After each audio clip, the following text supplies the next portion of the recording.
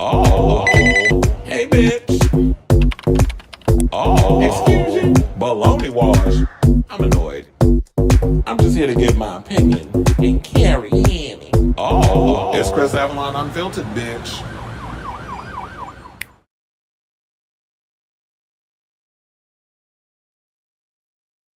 Hey y'all, welcome and happy Tuesday. It's your boy Chris Avalon and welcome to a brand new episode of Chris Avalon Unfiltered, a show we basically talk about all things going on in celebrity news, pop culture, hot topics. Sometimes we might get a little political over here as well, so if that's a show for you, definitely stick around because we have a lot of tea to spill today, including we got some sad news regarding one of the iconic cast members of What's Happening, the old TV show that came on back in the Disney.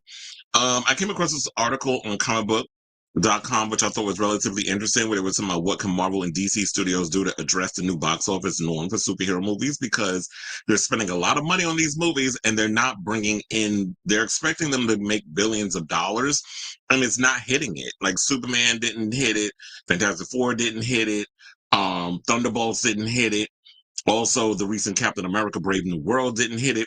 So we'll get into what they had to say, and then I'll just give my commentary as we go through this story. Also, we have some news regarding Noah Centineo is attached to play Rambo in a prequel movie. Kevin Hart apparently is creating his own stand-up comedy competition series, which sounds pretty much like Last Comic Stand, except it's on the streaming service rather than it being on NBC. So we're going to that. Alan Tudyk is calling out the people behind the movie I, Robot and said that he was testing higher than Will Smith with test screening audiences. And that's why they kind of, once that happened, they pulled him back and was like, pretty much threw him in the background so that way Will could get all the attention and the accolades. That's basically what I took from the story. So we'll get into that story. Plus Diddy, child, this mess. Now he's trying to become an anti-domestic abuse counselor to avoid, like, the grift is obvious. People see through it. It's caused the backlash for a lot of people, including Cassie. So we'll get into that. Iggy Azalea is speaking out. It was mentioned in passing, like in a couple of episodes ago, probably like 2 episodes over the weekend when we did our weekend episode. And she is doing interviews and stuff, talking about she now does cryptocurrency. She makes money doing that and stuff because she couldn't hack it as a rapper. So she's addressing the Blaccent accusations that she was accused of when she came up on the scene with the Gangsta League. So we're going to talk about that. Plus, we got to talk about Miss Beyonce Knowles Carter Swift announced that she is dropping a new album called The Life of a Showgirl. We'll get into that. Madonna is finally using her privilege and her platform to speak out against the atrocities happening in Gaza as Israel tries to, starts to move in so they could take over Gaza and then next the West Bank. So she's urging the Pope to go and visit Gaza because too many people are dying at the hands of Israel. So we got that. Plus Maluma pressed a mother who brought her baby without ear protection to her concert. So we'll talk about that. You want to know something? There was some kids that came yesterday that at the Katy Perry concert, same thing.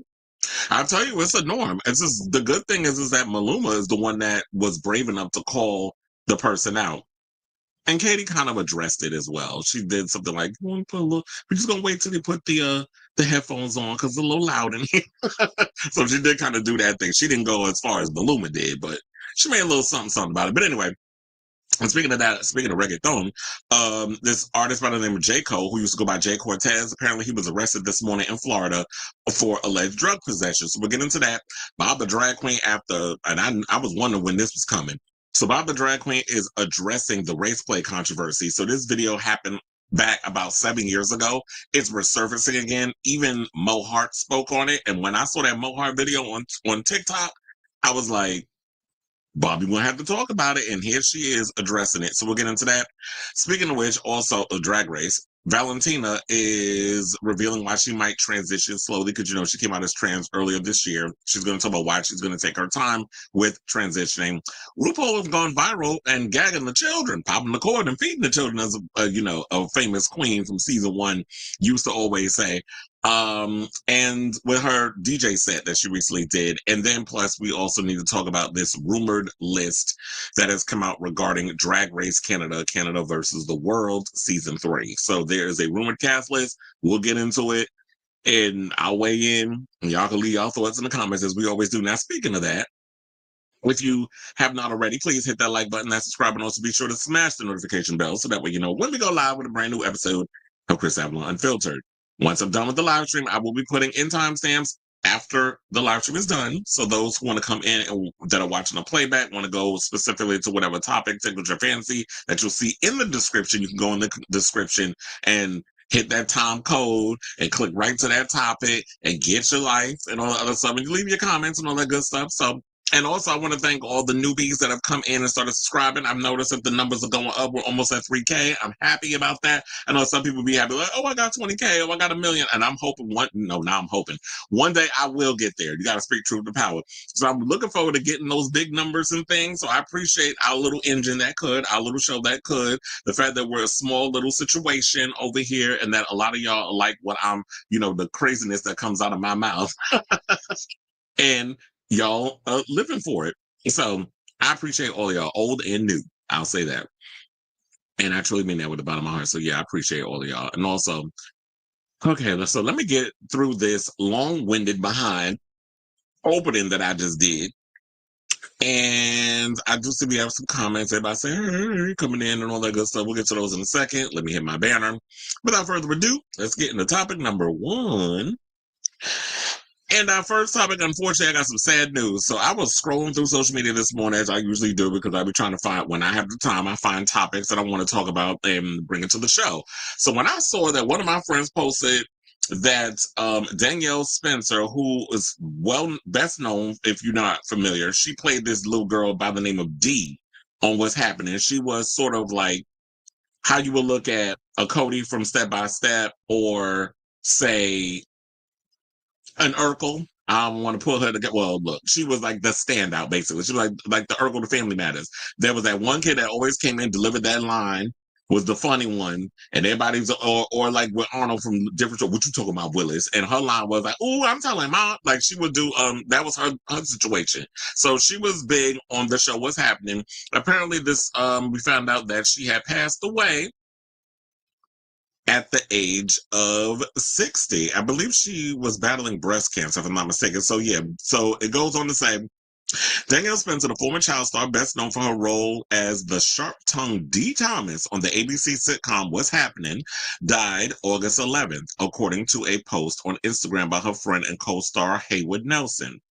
The cause of death, was that the one that played Raj, her brother? They said the cause of death was not known at press time. Now, Spencer was 60. Said Spencer died Monday in a hospital in Richmond, Virginia. Her What's Happening co-star Haywood Nelson told The Hollywood Reporter. She was diagnosed with breast cancer, underwent a double mastectomy in 2014, and in 2018 underwent emergency surgery to relieve bleeding on her brain. A GoFundMe page was set up to help pay for her medical expenses. Now, she suffered for a very long time, but did it with a great deal of courage. This is what Nelson had to say. So, produced by All in the Family's Bud Yorkin, What's Happening was loosely based on the 1975 film Cooley High.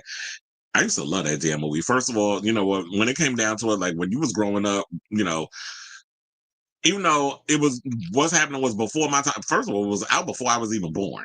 So, but when you grow up in a Black household and you have family members and you go over to their house and you watch reruns of like What's Happening, Different Strokes, and a lot of those type of sitcoms that were Black based. And then of course my cousin loved Claudine.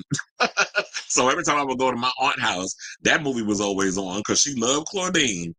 And when you would see it, so I grew up on watching a lot of these shows and things. And Cooley High was one of the movies like Claudine that was always on repeat when I would go to my cousin's house, or if I was at home and it happened to be on the TV, it was on it. Or if I would visit my grandmother and stuff, and you watch shows on channel, like they had the Channel 11 movies and stuff that were playing on the weekends. Cooley High would be one of the movies that's playing. So, and then they said Eric Monti wrote film screenplay and created the Watts-based sitcom. After a successful 4-week run that started in August 1976, the comedy returned in November of that year, and then for another 2 seasons. Now, Spencer played Dee, the smart aleck younger sister of Roger Raj Thomas. No, they was played by Ernest Thomas, and daughter of Mabel, played by Mabel King, because I know Mabel King from Don't Nobody Bring Me No Bad News, No Bad News, No Bad News. You know the Wiz. Is who became known for her catchphrase, "Ooh, I'm gonna tell mama." Now Nelson played the down-to-earth Dwayne on the show. Oh, so that's what that was. Because I was trying to remember. I was like, who played who? I'm not familiar with the names and stuff. All I knew was D, and I remember some of the. And then look, so now she's gone. Unfortunately, she get to be up there with Rerun. Because didn't Rerun pass away? And they said that she reprised the role of the sequel, What's Happening Now, which aired for another 3 seasons starting in 1985. Now, I do remember What's Happening Now. Now, Spencer went on to become a veterinarian in 1993, and James L. Brooks hired her to play one in his 1997 film, As Good as It Gets. She had a great love of animals. She was like Betty White in that way. And this is according to what Nelson had to say. So, born on June 24th, 1965, and raised in New York City by her mother, Cheryl, a French teacher, and stepfather, actor Tim Pelt, Danielle Louise Spencer started acting at age 7 in a repertory company co-founded by Pelt. She had uncredited bit parts in such films as Serpico. Oh, I love Serpico. Shout out to Al Pacino for that one. And Harry and Tonto, which came out in 1974 before landing the role in What's Happening. She was 11, bringing her and her family to California. She says, I had never seen any young Black girl in that type of spotlight, so I didn't have a reference point in the media as to how to deal with this opportunity. This is what she told Jet Magazine in 2014. I was from the Bronx. What I did was use my own family as the reference on how to portray my character. Now, in September 1977, Spencer was involved in a 5-car accident in the Pacific Coast Highway in Malibu that killed her stepfather, who was driving, and left her in the ICU for several weeks. He had taken her to see Star Wars at the drive-in the previous evening. Saying, quote, I didn't even get a chance to say goodbye to my stepfather, Daddy Tim, who I loved and who taught me show business as a young child in New York. This is what she wrote in her 2010 memoir, Through the Fire, Journal of a Child Star. After What's Happening was canceled, Spencer and her family moved to the Ivory Coast. She then attended UC Davis, UCLA, and then veterinary school at Tuskegee University, earning a doctorate in veterinary medicine in 1993. Now, a decade later, Spencer developed a spinal condition, which most likely was caused by that auto accident, and then left her paralyzed from the waist down for months. Now, Spencer worked as a veterinarian for 2 decades in the Los Angeles area before relocating in 2014 to Richmond, Virginia, where she did a regular morning segment about pet care for CBS affiliate WTVR-TV. Now, in 2014, she was inducted into the Smithsonian's National Museum of African American History and Culture. In addition to her mother, survivors include her brother Jeremy, who is a jazz musician. In a 2016 interview with Hers magazine, Spencer said it was important to do what it is that you think is going to make you happy, saying, quote, you really have to live your life for you at that minute. And just try to have fun. Be lighthearted and be happy while you're here, because you never know when that time is going to end. And so, unfortunately, we had to lose a good one. And I didn't know this much about her, especially like the veterinary thing and going to college and her overall ailments over the years, like with the spinal situation due to the accident, more than likely, and it probably was never corrected. It was just like, okay, you're in the hospital, you're in the ICU, she's getting better, let's get her out. But not realizing the overall effects that's going to be on her as she gets older. And then dealing with the breast cancer and all the other stuff. So I'm just glad that she's not suffering anymore, that, she's resting peacefully, and rest eternal, sis. So I say all this to say, what do you guys think of this story when you heard that Danielle Spencer, who, was like, I was way too young, or wait, not way too young, because what was I wasn't even born in 1974. I am a elder millennial. I was not born in the 70s, but when it came down to it, it's like the sad part is when I was, watching all the reruns and all that other stuff of what's happening and seeing like somebody that you grew up watching as a kid because you had older cousins and older siblings and all this other stuff that was around you that um you that brought these shows upon you, and just seeing that history and just knowing as somebody that was like comfort food when growing up, seeing like these type of people represented on TV, which was a rarity and kind of still is now. Like, we've come so far as a nation in regards of like entertainment and stuff. We still got a long way to go, but just seeing like so many people, and she was like one of the pioneers, especially like not seeing a little girl like a D in a sitcom on TV at that time. So I definitely want to hear from y'all. So let me know what you guys think of this story in the comments down below.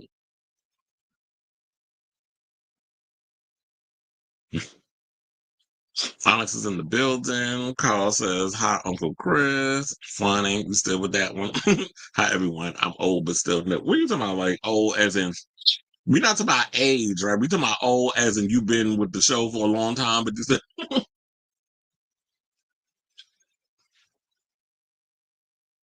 oh, was it? Because funny enough, um, I heard that based off the numbers, even though Netflix said they wasn't going to show them numbers, I heard that the numbers for Wednesday was basically similar to last year, which was like I guess 50 million.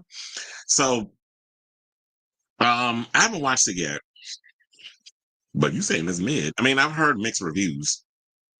First time I heard was on Watch Mojo video about child star nearly 10 years ago. I thought she was so pretty. Hope she has happy. Yeah, I grew up too watching her on TV at my house. That's what I said. It's like we all grew up watching what's happening and Different Strokes and The Facts of Life and all those type of shows. Well, I did. And The Incredible Hulk with Lou Ferrigno, Wonder Woman with um, Linda Carter, The Bionic Woman, The $6 Man. I used to watch all them shows. Fantasy Island. We had some good TV shows. And then it was like, because I guess it was like all reruns and stuff. And then remember TJ Hooker, which I just heard that they're remaking it for Netflix as a action comedy.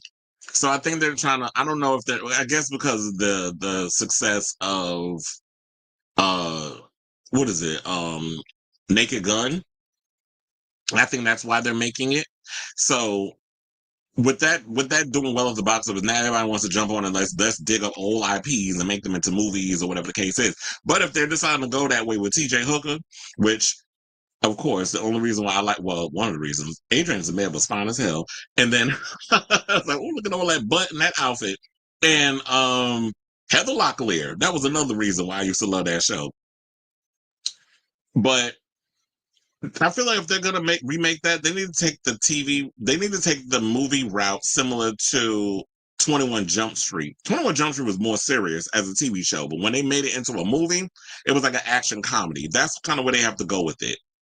With that, like over the top action, some funny one liners or something or another. I don't think it has to be slapstick, but yeah, you said I reserve the right to change my opinion after the second. Oh, didn't they hint that the second half was supposed to have Lady Gaga or something in it? Suddenly I have the need to work out my show. Wait, who got broad? Whose shoulders we talking about? Oh, you talking about Cleveland? um, all right, y'all. Oh, well, wait. Before we get to these other topics, I probably should tell you because I'm surprised nobody asked about it. Y'all don't want to hear my review of the Katy Perry Lifetimes tour um situation that happened yesterday at the Garden? Y'all didn't, nobody asked in the damn comments. Y'all know I worked there yesterday, and y'all know I'm sure y'all waiting with anticipation. To take a word out of what's that movie? Rockin' Hard Picture Show. Okay, so I won't edge on any longer. It's like nobody asked me, but I was waiting for somebody to ask. But since y'all didn't, bitches, let's get into it. So, yeah, I worked the Lifetime Store concert yesterday. It took a while for me to actually like really get into the show and stuff because there was so much going on. There was one kid that lost their phone. Turned out they found it. Then it was like you had some freaking moms that didn't want to sit in their seat. They want to take pictures and stuff during the show when Katy Perry's doing all her stuff. I'm like, ma'am, I need you to go to your seat. You're blocking people's view. All this. But nevertheless, other than that, I will say this, and I have no problem saying this, but I think I'm about to take back everything I said about Katy. The show, actually, I had a good time with it. I thought it was actually good. She definitely did her thing. She performed. She was saying, like, I'm not a good dancer and all this other stuff. She needed to do all that. She just walked around the stage. She ran around the stage. She sang. She flew. She did her pink aerial stuff. And there were no malfunctions except her mic went out at one point, but it came back on real quick. So there was that little technical issue. But overall, the show, I will say this, it was really good last night. Let's talk about Rebecca Black. So Rebecca Black came on and did her thing first, promoting her Salvation album, which I will say this, I actually like Rebecca Black. Now, she was a little pitchy in certain parts, but I get it. She was running around, she was dancing, she was singing, doing other stuff. It's not easy trying to, everybody can't sound like Screamer for Hudson vocally when they're performing. But for the most part, it was just like she was up there doing her thing. Then she had this poster that was going around that said "Homo sex is in," kind of like I guess a play on the poster. The homophobes in their posters. So Rebecca, I guess because of her budget, it was just her up there and like two backup dancers, and she had little signs and stuff, and the dancers were doing their thing, her little gay dancers, and she was up there singing her costumes and promoting a lot of her music. And her music is good. Like if you like that whole Charlie XCX type of sound, you'll definitely like Rebecca Black. She even did Friday. I gagged when I heard that damn song. I was like, is she going to do Friday? And she actually did it. Just a little snippet, but she ain't do like the whole thing. And then so she came out, she performed, and she did her thing.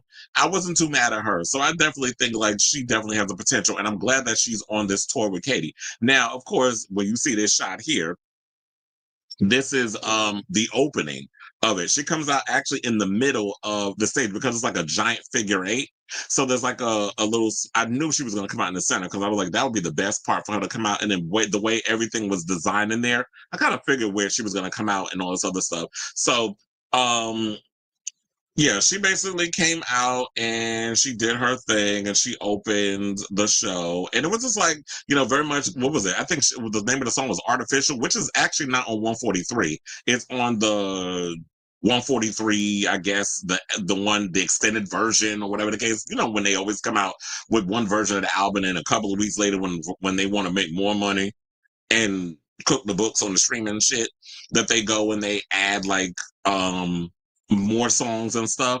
So yeah, so she was doing all of this. I liked all the visuals and everything, and it was cute. I liked the costumes. She looked good. She was in great shape. And one of the things I will say about Katy that I like about her, that made me actually like her even more, the self-deprecating humor that she does. She was making jokes about herself and alluding to her and Orlando Bloom's split because there was a segment in the show. I don't know if a lot of people know this, but there's actually a segment in the Lifetime show where she stops the show and it's like an hour in, and she actually goes and picks people from the audience, whoever in their costumes or whatever the case is, and she basically brings them down to the stage. So she was doing she did that. She brought like I think 4 people up on stage.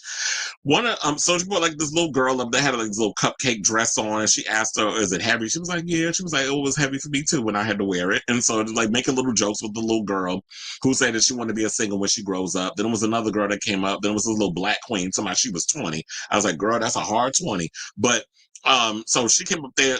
And it was a black child too. So, apparently with this generation, the black is cracking. So that child came up on stage. And then last but certainly not least, there was this other homosexual that came up on the stage, and he worked at Paper Magazine. So then, why? Because there was, I think it was this, they were all going to get up there and sing "The One That Got Away." So, they got up there. Oh, then she made a joke about Peacock. She was like, we're not going to sing that song. My daughter is backstage. Then she started going, "I want to sing Yo Peacock." I said, kids should not be up in here singing that song. The security guard that was with me was laughing.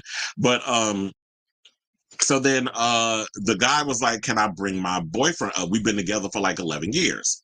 11 years I sacrificed. They didn't start singing Mary J, but they he was like, can I bring my boyfriend up? Because he had like this little leopard outfit or whatever. Then of course, like I said, he told his occupation. He said he worked at Paper Magazine. So this already had the wheels in my head turning, like Proud Mary up there burning. And I was like, we about to get a homosexual proposal. I just knew it was coming.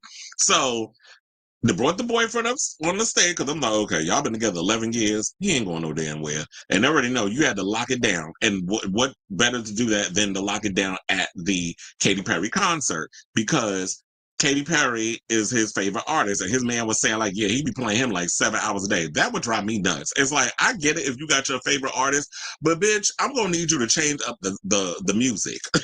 It's like, we're not going to be up in here listening to Katy Perry all day, every day. Like, you can listen to her every now and again. That's like me playing Madonna all day. I know I would drive my significant other nuts.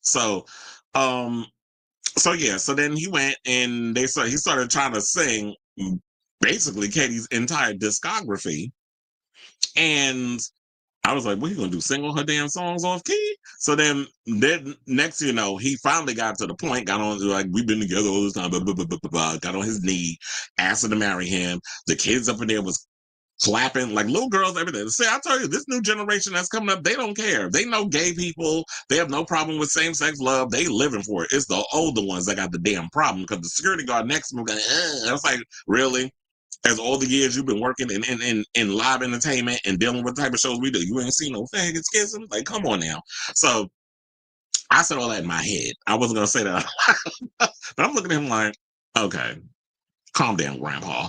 So, so then, you know, he said yes, because, you know, you're in a arena with like 13,000 people.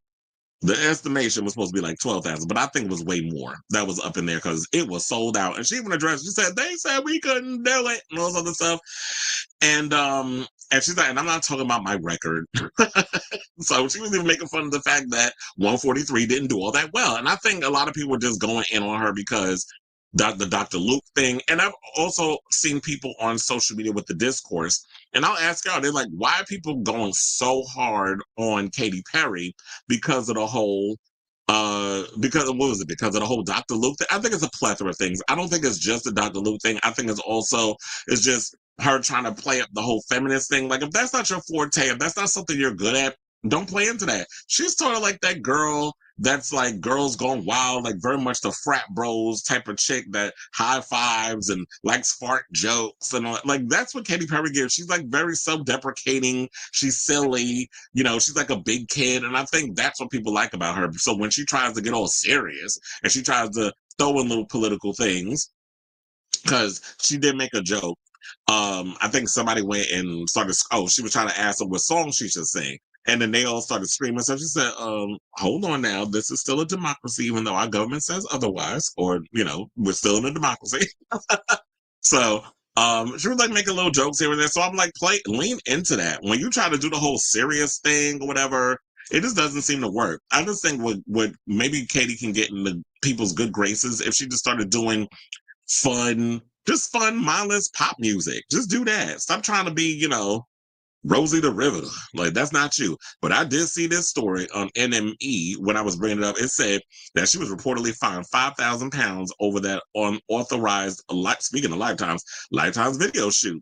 And I think that was because she went and filmed the video in a protected area of Spain without permission. And I guess she thought, we outside. We don't really need it. We're on a beach. We don't need to get permission to shoot a music video here. But it's like, this place is protected. You're not allowed to film on this property. And you went and decided to film in the Cesalinas Natural Park on the Balearic Islands. And so now she's been fined. And so she's going to have to pay that. And I guess it's from the whole environmental campaigners and all the other stuff, they're coming at her. Then, of course, I think it's the thing about the houses that she was trying to buy, one where the nun died, and then the next one with the guy that had dementia that wanted to go back to his old house, and she wouldn't get that up because she wanted the home and say, he promised me the house. But I'm like, the man is old, the man has dementia, let him die his own home or whatever, because that's the closest to memories that he has. But you don't want to do that. So I just feel like there's just been a lot of things that have probably that's why people don't like her. But overall, I will say, and all the things that we saw online where people was making fun of her with the, she's supposed to be stepping on the dancers and was missing it. She was on it last night, and I think it's because she's been doing this show so much. It's in the pocket. It was probably in the beginning of the shows. She didn't have it all together, so that's why people were going in on her with that. But the show was well put together, and it was a lot going on. A lot of choreography, a lot of aerial stuff, a lot of flying in the air. I'm like, oh damn, I feel like I'm in the circus. It reminded me of the circus because I was in the circus. So just seeing all that, I just thought it was great. I thought the show was really good. She shocked the hell out of me. One of my coworkers was saying like, oh, he like Stacey, was it Gracie Abrams? I don't know why I always want to call her Stacey Abrams. Isn't Stacey Abrams like a reporter? He said, oh, I like Gracie Abrams. I don't like when they do the same show every day. I'm like, wait a minute. When you have a show, what you need to realize, I said, Gracie Abrams just stands up there on stage with a damn guitar, strumming it like she's Taylor Swift 15 years ago before Taylor went pop.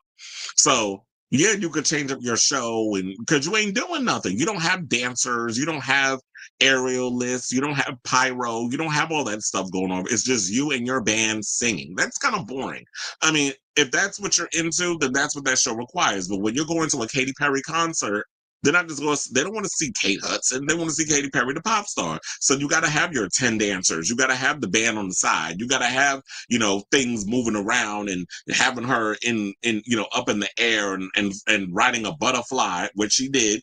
And towards the end of the show, around the arena. So you have to have all those bells and whistles because that's what a Katy Perry show requires. It's no different than a Kylie show. It's no different than a Beyonce show. It's no different than a Madonna show. Those are the type of shows that they incorporate that into their shows. So yeah, you could like your little Gracie Abrams, but me and another coworker that I was working with, Anthony, he said it was like one of the best shows he's seen in a while. So I was like, yeah, I enjoyed it.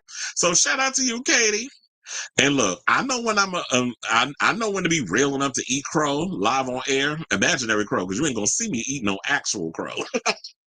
But yeah, I gotta give it to her. I was like, I enjoyed the show, and if she was ever roll through New York for another tour, I wouldn't mind working it because she definitely did her thing. There was a lot of kids in there too. I know a lot of people was expecting. They didn't expect what kind of crowd. I know it's going to be, women of Katy Perry's age, a little older, and then there'll be some younger kids there. I had this little boy this boy in my section had to be a teenager, careening out with his family, and I would see the people behind him laughing because he kept like sticking his butt out and then like doing all of this, and I was like, I was looking, I'm like, you doing too much. But I was like, get your life, child. But yeah, the queen was going off. It was a little white boy. I think he was with his sisters and his family and parents and them was all there. And then every time he's like, oh my God, this is my favorite song. I'm like, bitch, you've been saying that about every song on this goddamn track list. I mean, this playlist or the tour list, I should say. I'm talking about every list, but what it is. Every song she came up there and sang, he was somebody's his favorite. I'm like, you a stan, but I understand you gotta pick at least one or two songs. But then again, if you a stan or whatever, you do like every song your favorite comes out with. But yeah, the girls, the gays, and the moms, and it was like a full like that's the one thing about Katy. She hits every demographic. So you're gonna get the broad spectrum when you up in there. So I say all this to say, did you see the Lifetimes tour? What did you think of the Lifetimes tour? Me personally, I'll say this: I had a good time with it. I thought it was a well put together show. Yeah, it was messy. Yeah, it was all, but I think it was just trying to basically project her personality. That it's just she's messy, she's fun, it's imperfect. It's not supposed to be about a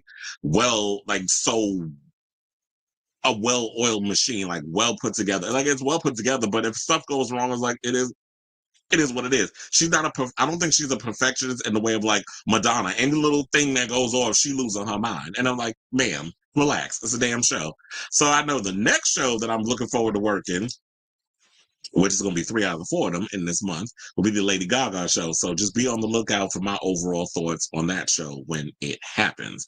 But other than that, I definitely want to hear your thoughts. Let me know in the comments down below. Now, speaking of comments, let me go up here. You said, here's a picture I sent in the Rebel Heart group chat of someone telling Madonna to shut up and calling her post perform. Oh, about the Gaza thing. Oh, I definitely got something to say on that. But we'll get into it. I saw a clip of a girl that fainted on stage with Katy and then had to bring a medic up on the stage. Oh yeah, that could have been. I don't think it due to maybe the kid was overwhelmed. No, there was a little girl that got up on stage. I think she was so shy that she wouldn't even talk. She talked a little bit, but she was like, "And where are you from? Like, where do you live?" And she was like, she wouldn't say nothing. She was like, "Your parents taught you well. Don't tell anybody, including me, where you live." So she's making little jokes. She knew how to like play into the whole thing. So that was cute. You said take back everything. Even well, no, I don't mean that. I should say I'll take back enough of the stuff in regards to what I was saying about the performance, her performances and all the other stuff. Like in regards to her being a live performer. I ain't saying that. Her was still working with Dr. Pugh. It was like, bam, no. And it's funny, she didn't even do a lot of songs from that record. She stuck to the hits, but which is basically mostly Dr. Pugh. But yeah, it's like I wouldn't even say taking back everything. Maybe I spoke a little too much. But no, not take back everything. Because there's some things like you could still move. There's so many other producers out here you can work with besides him. I'm trying to remember if I actually remember. I don't remember if I heard I probably have heard the extended version of the Tension record. I like to say every homosexual was assigned a pop diva at birth. There's a small percentage that were assigned Katy. Yeah, because it's funny how she did pander to the gays at one point when she's saying, I kissed a girl. And she's like, when I moved to LA, they took me under their wing and I learned so much from the gay community. And I'm like, okay, girl, these sound like all the stereotypes that they always say about the homosexuals. But these kids are eating it up because they feel represented. I was listening to Donna Summer when I was 5. Less than. Then came Madonna. Fun, mindless pop music. That's basically what 143 is. It's harmless, ready for radio pop music, but has no substance. Absolutely. And that's what it was. You're seeing a lot of shiny stuff up there on the stage. And that's what it was.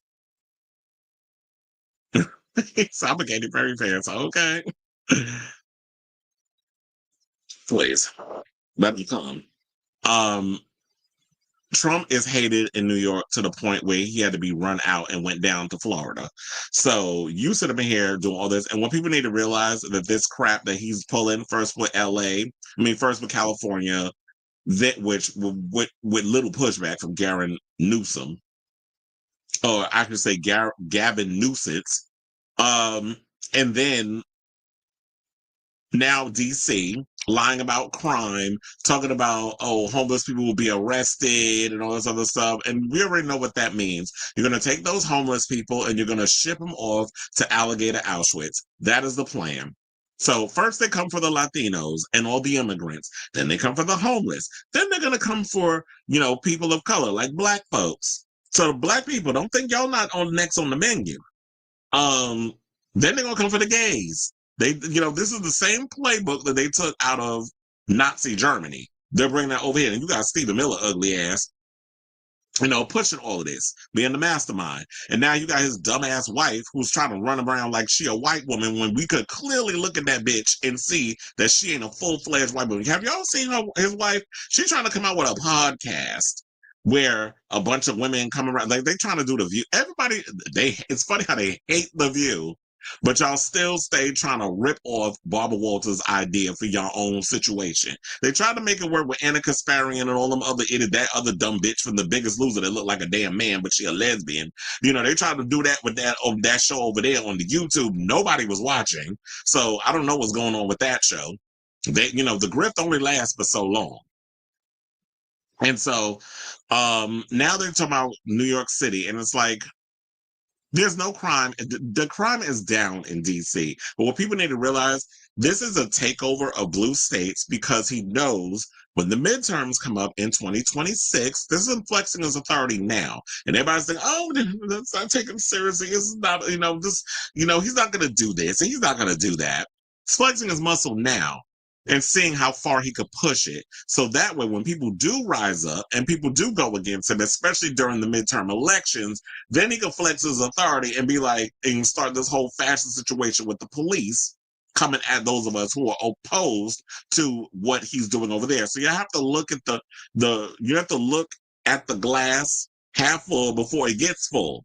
And I hate when most people like to wait until the shit happens before they realize, oh no, we're in a fashion situation. Yes, we're already in it. We're not getting there. We're not almost there. We're not halfway there. We are in it as we speak. So people need to wake up and pay attention. Like, we are in a fascist authoritative type of situation right now in this country. So people need to realize that. And now he's going to try to do that in New York. And I know it's all because he doesn't want Zoran to win. They want to keep the people that do the dirty bidding for the billionaires and the corporations, like Andrew Cuomo, dumbass. Did y'all see his recent video that he just put out? And he really thought he ate with that video, scolding a homeless man. Somehow, oh, you really don't want this for yourself. As if some of these homeless people who are out here have a choice. There's some people that just lost their home because of bad stuff happening. Then there's people who have mental health issues that would rather be on the street than go into the shelters, because the shelters are worse for them to stay in and dealing with the people that's in there, whether they're the workers or their fellow people that's in the shelters. So there's a lot of our system that has failed a lot of people. And Cuomo really thinking, oh, I'm going to scold this homeless man and New Yorkers are really going to vote for me. And it's like, who's advising you? Well, whoever it is, keep doing it, because this man is sabotaging his campaign and I'm living for it. And the fact that he's really trying to come for Zoran.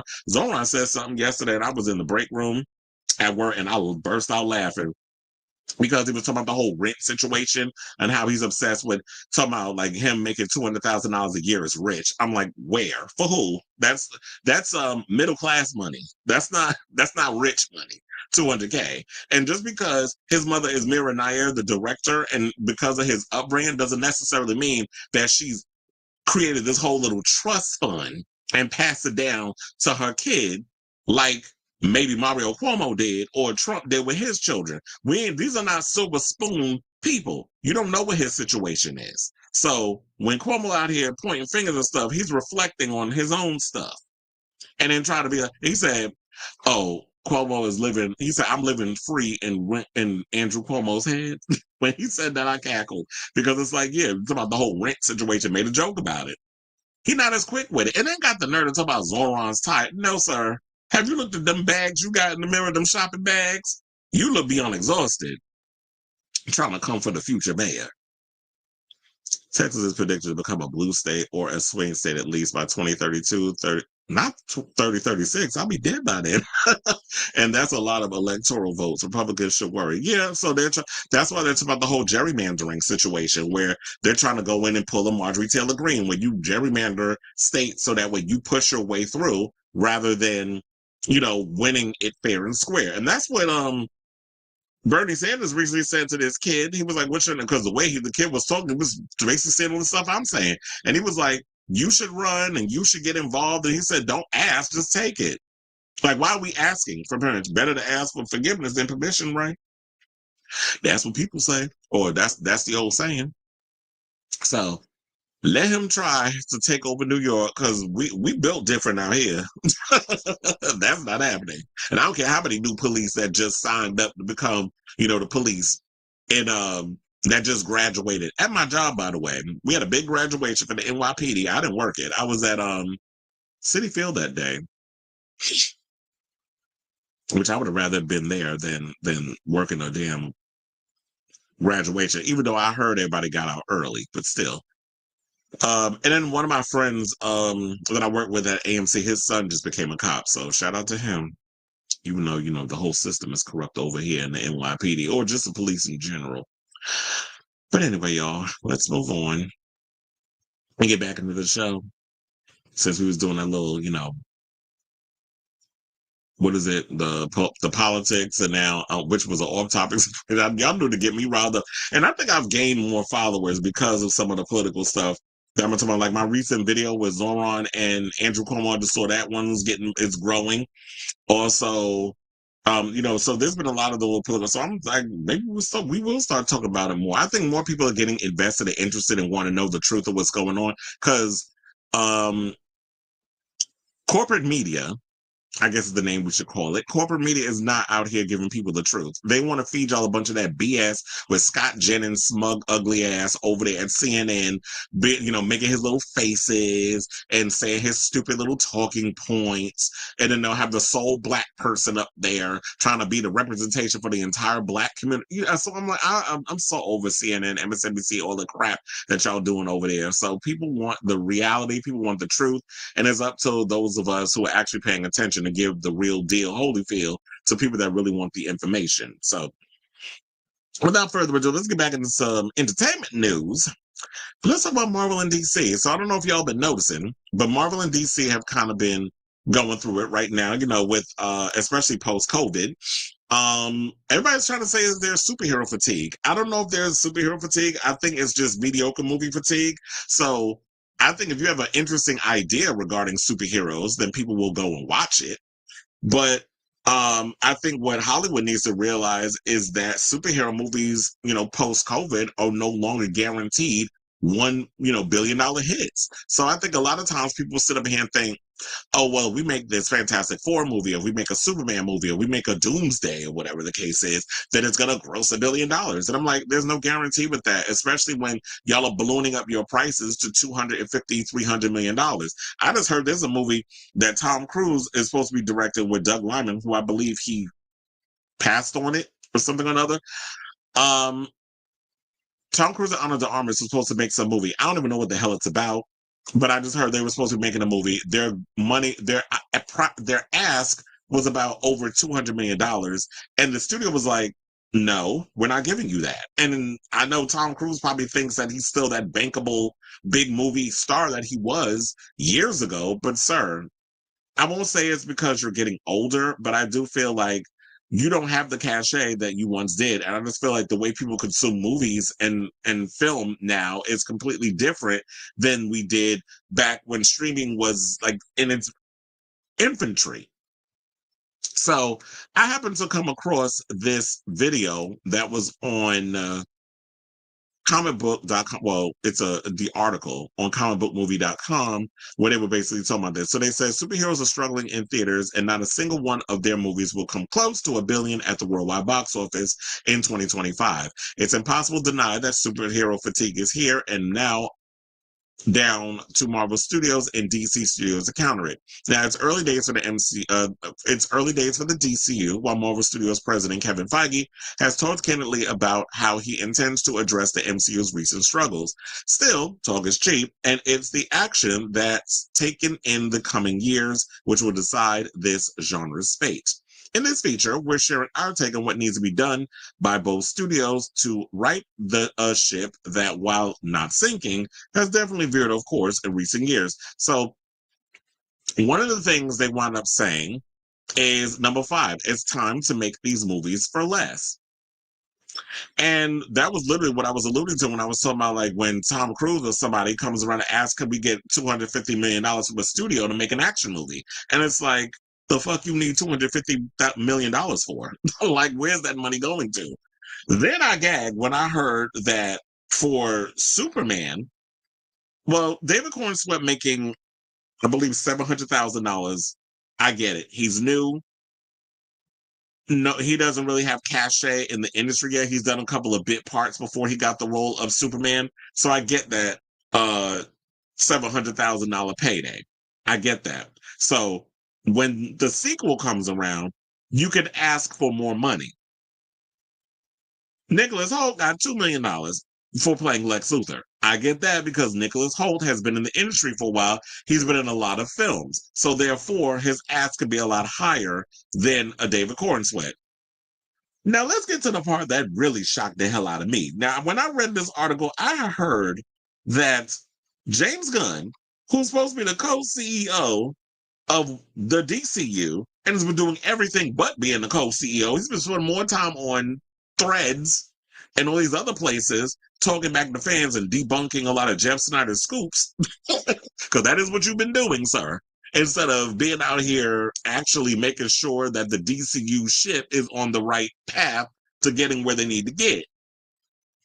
Like, I like when you want to come out and let us know some things, but stop with the nothing burgers or stop addressing every little thing that somebody says out here. But this heifer had the nerve to pay himself, or they paid him, $15 million to direct this movie. Now, what do you need $15 million for when you're directing a movie and you're the co-CEO? Like, what are you getting as far as like a boss? How much you getting paid to be the co-CEO of the DCU alongside Peter Safran? Versus as a director, you're getting paid $15 million to direct a Superman movie? That's insane to me. You should not be getting that paid that kind of money. So when you look at that, is that why that your film was probably what? I wonder, I forget how much, what the overall budget for Superman is. And the movie only, I think it's getting close to $600 million. But that to me is crazy. Now, number 4, they went on to say, so yeah, y'all got to bring down the prices on people's, salaries. Like I was saying before, as the actors, whatever, I understand $2 million is not that bad versus me paying somebody $25 million as an actor to make a movie. Like, that's a lot. Or James Gunn getting paid $15 million to direct a Superman movie, which to me is insane versus the budget and all that other stuff, and then the marketing and all that stuff went into that, and them hoping to recoup that money. So y'all need to reduce the salaries as well as your budgets. And you can make a really good action movie at a reasonable price. Everything does not have to be a $400 million, $300 million, $250 million movie. You could make a good action film for like 100 or 100, I would say between 100 and 150 million. But then you got to think about what's the marketing price going to be. They said number 4, events sell. Everything else, not so much. So basically what they mean by event selling, that would be kind of like an event screening. Hence, Deadpool and Wolverine, where they had that, when you had Ryan Reynolds and Hugh Jackman kind of come together. That's an event situation. Oh, you have to go see this movie because Deadpool and Wolverine are in it. Or Barbenheimer. That's an event situation. Or I'll even say this. Most recently, Weapons. Weapons coming out and people being like, I have to go see this movie opening weekend because I don't want to be spoiled on what's in this film. That's another reason to get butts and seats and stuff. So it has to be an event type situation or a reason for, or I'll even say Scream. Whenever Scream comes, everybody knows you got to be in the movies opening weekend because you don't want to know. You don't want people spoiling who the killer or is in the film.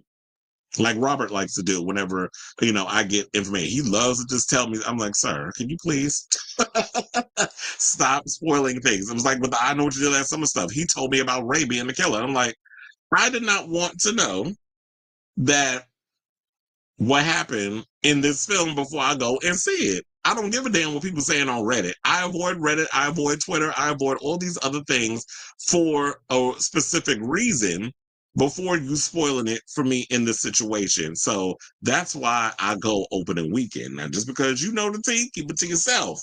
Don't tell me because I want to be surprised. I want to go on that journey and be able to discover the thing for myself without it being spoiled. That's just a general. So, and then you have, so now they're basically talking about how Deadpool and Wolverine was one because it brought together 2 of Marvel's most iconic characters, whereas the Marvels, Captain America, Brave New World, and Thunderbolts were streaming follow-ups, and regardless of that, never felt like game-changing, impactful stories.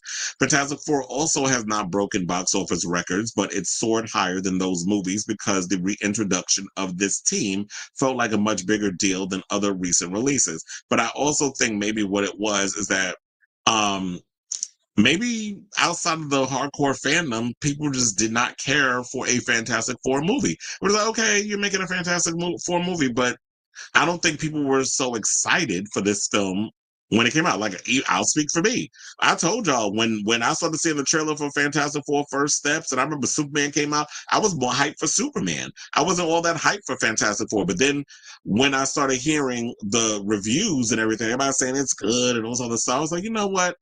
I got AMC A-list. I'll go and I'll get me a ticket. I'll go and see it. And I went to see it and I enjoyed it. But it's not something, but after I saw it, I'm like, it wasn't something that made me warrant repeat viewings. I didn't feel like, oh my God, I need to rush out again and get another ticket to see this movie. Like me, honestly, I'm more itching to go see Weapons again than I am Fantastic Four First Steps. So here's the hope that, with Supergirl and Clayface, because we've never seen a Clayface movie on a big screen or ever, except Clayface appearing in, you know, TV shows, animation, that sort of thing. But we've never seen a Clayface live action movie. That's an event movie for me. Supergirl also. The last time we got a Supergirl movie was Helen Slater and Joan Crawford. Faye Dunaway as Joan Crawford. But she was definitely playing Joan Crawford in that damn movie, Faye Dunaway. But the movie that came out back in the 80s, like that's the only affiliation we have with Supergirl. And then that stupid TV show that was on CBS and then got picked up by the CW. I didn't like that show, but overall, that was our only inclination of Supergirl. Now, number 3, they said no more streaming. So, streaming basically a lot of the streaming kind of blew up because of the COVID-19 pandemic, where they were doing a lot of the day and date stuff, which a lot of people felt like it hurt them in the long run. I mean, it hurt them, I think at the time, but even more so in the long run. But I feel like, yeah, if you really think about it, it has hurt the studios in the long run, because now we're still in this whole era of like movies come out 45 days later, it's already available for a digital purchase or whatever the case is. Like the Smurfs is already available, but the Smurfs, nobody went and saw that. So I could totally understand why that's available. But even like certain movies, like at the end of this month, Superman is already going to be available for digital purchase, which to me is insane. I'm like, let it rock in the theaters for maybe like another month or two before y'all ready to pull it. But so I think that's the overall attitude also with people, is like, you know what? I want to see this movie, but I already know like in a month and a half, it's already going to be available for me to watch at home. And I got a big screen TV and I got surround sound. I got the big comfy couch and I could just go and prepare some nachos, reheat my nachos. I just want to say that line. If y'all know, you know.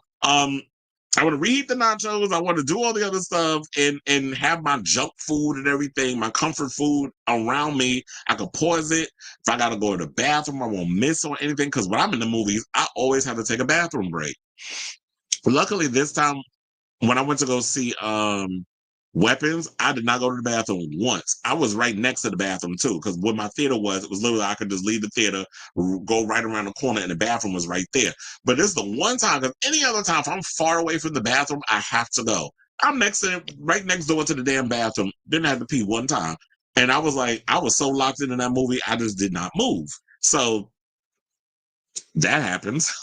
So that, I believe, like with the whole COVID-19 situation, it's hurt streaming.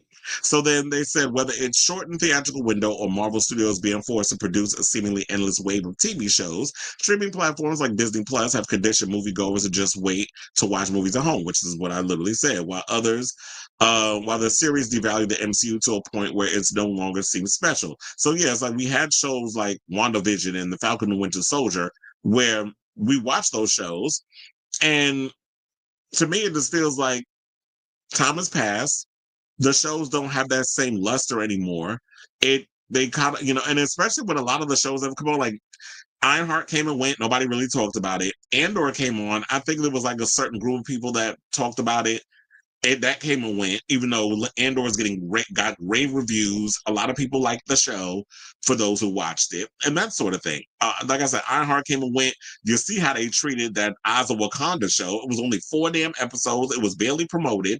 So it's like, Disney is not really doing what they need to do to promote their shows or even put a lot of effort into a lot of their programming, which still baffles me as to why they're making Hulu go into Disney Plus when there's way more shows and things to watch on Hulu. I just think this is a vanity and an ego thing with Disney Plus, because if you really look at it, Hulu has the better quality programming. Hulu, I have it. I mean, Disney, I have it, but I'm not watching it. It's just there. And even when I accidentally clicked on my Disney Plus thing on my remote yesterday, I immediately just exiled. I was like, I won't watch nothing on here. Like the energy and the effort is not there anymore. I don't care. Although tonight I'm really looking forward. I gotta watch the new Alien Earth series, which I'm hearing is great. It's getting great reviews. So I gotta finally get around to watching that. I think it dropped today. So and HBO Max has like Lanterns and Peacemaker. So they said that to undo the damage, the wait to watch the movies at home needs to be significantly longer, and streaming shows, well, one a year might be one too many. I don't know what they mean by that, because they're saying streaming shows one a year might be one too many, meaning like what? They need to stop making streaming like shows for streaming. I'm like, I don't know. Maybe I just think Disney needs to figure out what they want their app to be. Like, I don't understand why Disney felt the need to create an app. I know they were, because everybody's trying to compete with Netflix. Y'all cannot beat Netflix. I don't know why y'all trying. Like, Netflix was pioneering shit long before y'all even jumped on the bandwagon. And by the time y'all jumped on the bandwagon, it was just too late. So I just don't like the fact that all these studios are like, oh, we have to come up with our own streaming service because we're selfish and we don't want to share our stuff with everybody else. We want to hoard all the money. And it's like, Sony was the smart one. Sony was the one, let me outsource all my stuff to Netflix or wherever, and we'll get them, with them, however long they want to hold on to those movies, we get some money out of it. So that was smart on Sony part. I don't know why all the other studios didn't think to do that, but it's because when you got egos and you greedy and y'all want to copy and you want to just be in competition with everybody else instead of being the smart ones and thinking like, let me just outsource my stuff, let them borrow it on a streaming service, and we get some money out of it. Fair exchange. So then number two, they want them saying better marketing, fewer leaks. Well, I don't know how you can plug up a leak, because funny enough, I'm sure y'all probably saw those Spider-Man location shots of Tom Holland, swinging throughout Glasgow, because they're filming in Scotland right now. So they've been showing like this truck that he's attached to, Spider-Man. I don't know, it could be him, it could be a stuntman, but I think it's a mixture of both. So he's been like they've been driving him attached to this truck up and down the street. And he's been kind of like swinging back and forth, and they're adding up in there. And people are already starting to make comments and stuff, talking about, oh, that looks stupid. Oh, how they're going to do. I'm like, you're looking at someone's iPhone footage, and you're thinking that this is what you're going to get in the movie. You're getting a third party view of what's happening. People who are outside on these street locations filming what's happening, and it's getting out there, and we're looking at it, and people are responding thinking this is going to be the movie. You don't know what the director is looking at on the other side of his camera. You're looking at some random on the street with his janky ass iPhone that's filming. And there's no shade to the iPhone, maybe a little bit, but it's just a regular iPhone that he's just out there, or whatever type of phone, probably an iPhone, but it's no shade because I have an iPhone. Let me just quit while I'm ahead. But it was like, he got his little iPhone and he's filming, and people are just commenting. And I'm just like, okay, so you're seeing all this stuff. You don't know how it's going to look when the finished product gets, in the theaters and we're watching it. I feel like people should just wait and see. I do like that that they're doing it on the street, where it's just like locations. They're doing they're filming him on the street doing the web stuff. And then I'm sure they'll add other stuff with that, mixing it together, the CGI and all the other stuff. They'll add all that in post, where it's like a mixture of things, so that when we finally see it, that's what that is. But yeah, people see things happening on the street and they're filming, and they start filming with their little phone because they're on location and they happen to be in the area. They're waiting hours. It's kind of like The Devil Wears Prada too. There have been so many location shots, location shooting going on in New York, and people are filming, and people are already creating whole discourses. I'm like, you haven't even seen the movie yet. So they went on to say the importance of test screenings is debatable, but in recent years they have led to a surge in spoilers leaking online. We're not just talking about a couple of minor surprises. It's become commonplace for full plot leaks to do the rounds months ahead of the movie's release. If fans have read every plot beat down that soon, then they're less inclined to go back for repeat viewings. Piracy is also an issue with full clips and cam rips all over social media, sometimes days before the movie is even released in the US. Now, early fan screenings are another problem because rather than creating buzz, they're giving people a chance to learn what to expect weeks in advance, and that's often presented incorrectly or out of context. Honestly, marketing campaigns in general need an overhaul because how is hanging Superman above the Shard in London or plastering James Gunn's face over Love Island UK helping to sell tickets? The same can be said for the cringeworthy influencer interviews that see an actor like Pedro Pascal as less about his process and more about the internet calling him daddy. Yeah, that's another thing too. Some of you internet folks, and I'm talking to my peers, I know that y'all probably they're thinking that by reaching out to those people is going to help get butts in seats. But a lot of these people, all they care about is the clout. They only care about meeting Pedro Pascal and say, "Oh, look who I met," and then it helps you in the long run. I'm lucky enough to come from the old school of pre-internet, which means I understand the old school way of things are working, but you also have to realize when you're coming on these people's territory that you have to respect the game, and you can't come in and thinking, "Oh, so what is it like when people call you daddy?" Like, that's a real damn question. Like, are you dumb? Like, and there's been influencers that have been caught that they go and they use chat GPT to come up with questions because they too damn brain dead to actually take time to research the actors that they're going to be interviewing and coming up with decent questions. Trust me, I know it's not easy trying to come up with interesting questions with stuff, but you got to really, take the time to come up with the stuff if you're going to be interested, interviewing people. And maybe they need to stop the fan screenings or whatever, because the fans aren't the people who are like, in the industry that are media that understands the whole respect behind embargoes. I understand you want to get the fans to go out there and simp hard for your movie, but you have to realize that when you do that, you risk spoilers all over social media and your whole movie, the leaks, the plot, the ending, the twist, whatever you got up in your film, getting out there. So you have to be careful when it comes to that. Now, number one, they wound up saying less is more. So a site called Comic Book Movie was probably shouldn't be calling for fewer superhero movies and TV shows every year, but it would benefit the genre greatly in the long run. Now, the days of Marvel and DC release 3 movies a year needs to end, and neither studio should be balancing 2 or 3 streaming series on top of that is a good idea. Now, while Deadpool and Wolverine had a lot going for it, the fact that it was 2024's only MCU title made it more highly anticipated and gave it the feeling of a special one-off event. Well, that could be also like the same thing with next year. Like next year, we're getting Captain America. Well, wait, we don't have Captain America: Brave New World came out again, but we have what is it? We got Spider-Man. The new Spider-Man movie comes out next year, right? And then at the end of the year, we get Doomsday. The next year and then the following year, which would be 2027, we get Secret Wars. So maybe that is what it is. Look, DC already said they're only giving us 2 movies a year. I think that works. You release one in the summer, and then you release one at the end of the year, because people have to realize that the November-December month is basically the second summer blockbuster type situation. Those are the times where they release like their big movies. Like we have Avatar, we got Tron, we got all those big movies that's coming out later this year.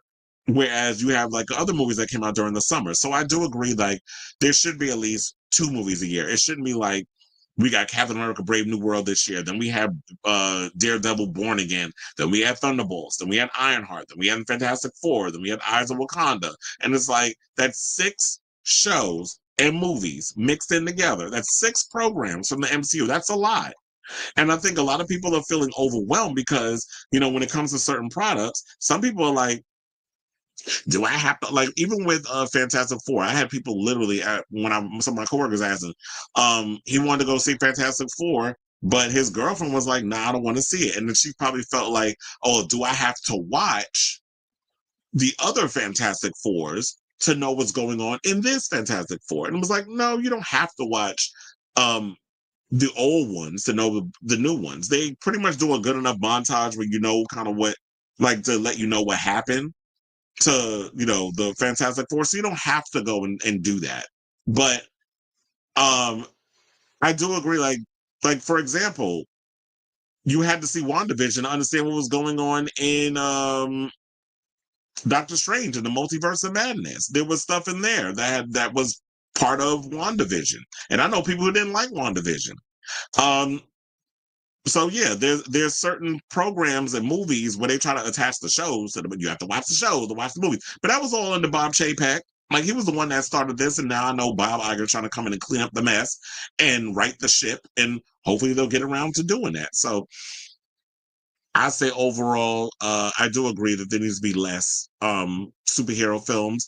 I definitely believe that we need more original product projects. I've heard a lot of people say, "Oh, all they do is remake everything and make superhero movies. They don't come out with original IPs." That's a lie. There's a lot of original IPs. Companion was an original idea. Sinners was an original idea. Weapons that just came out as an original concept, an original story, an original idea. So they exist. Y'all just have to actually go out and support them and stop going around. I mean, you can watch whatever you want, but stop always giving y'all dollars to damn Jurassic World. So there's that because it's a double-edged sword. So I say all this to say in this long ass video because we had to break it on down. What do you guys think of this story? What do you think out of all of these? Let the less is more, the better marketing, fewer leaks, the no more streaming, event sell, everything else not so much, and then it's time to make these movies for less. So out of all the five, what do you feel if one, a few, or all that the studios need to do to make the video, well, the theatrical experience, especially like how we consume a lot of these superhero movies, feasible again? So whatever your thoughts are, let me know in the comments down below.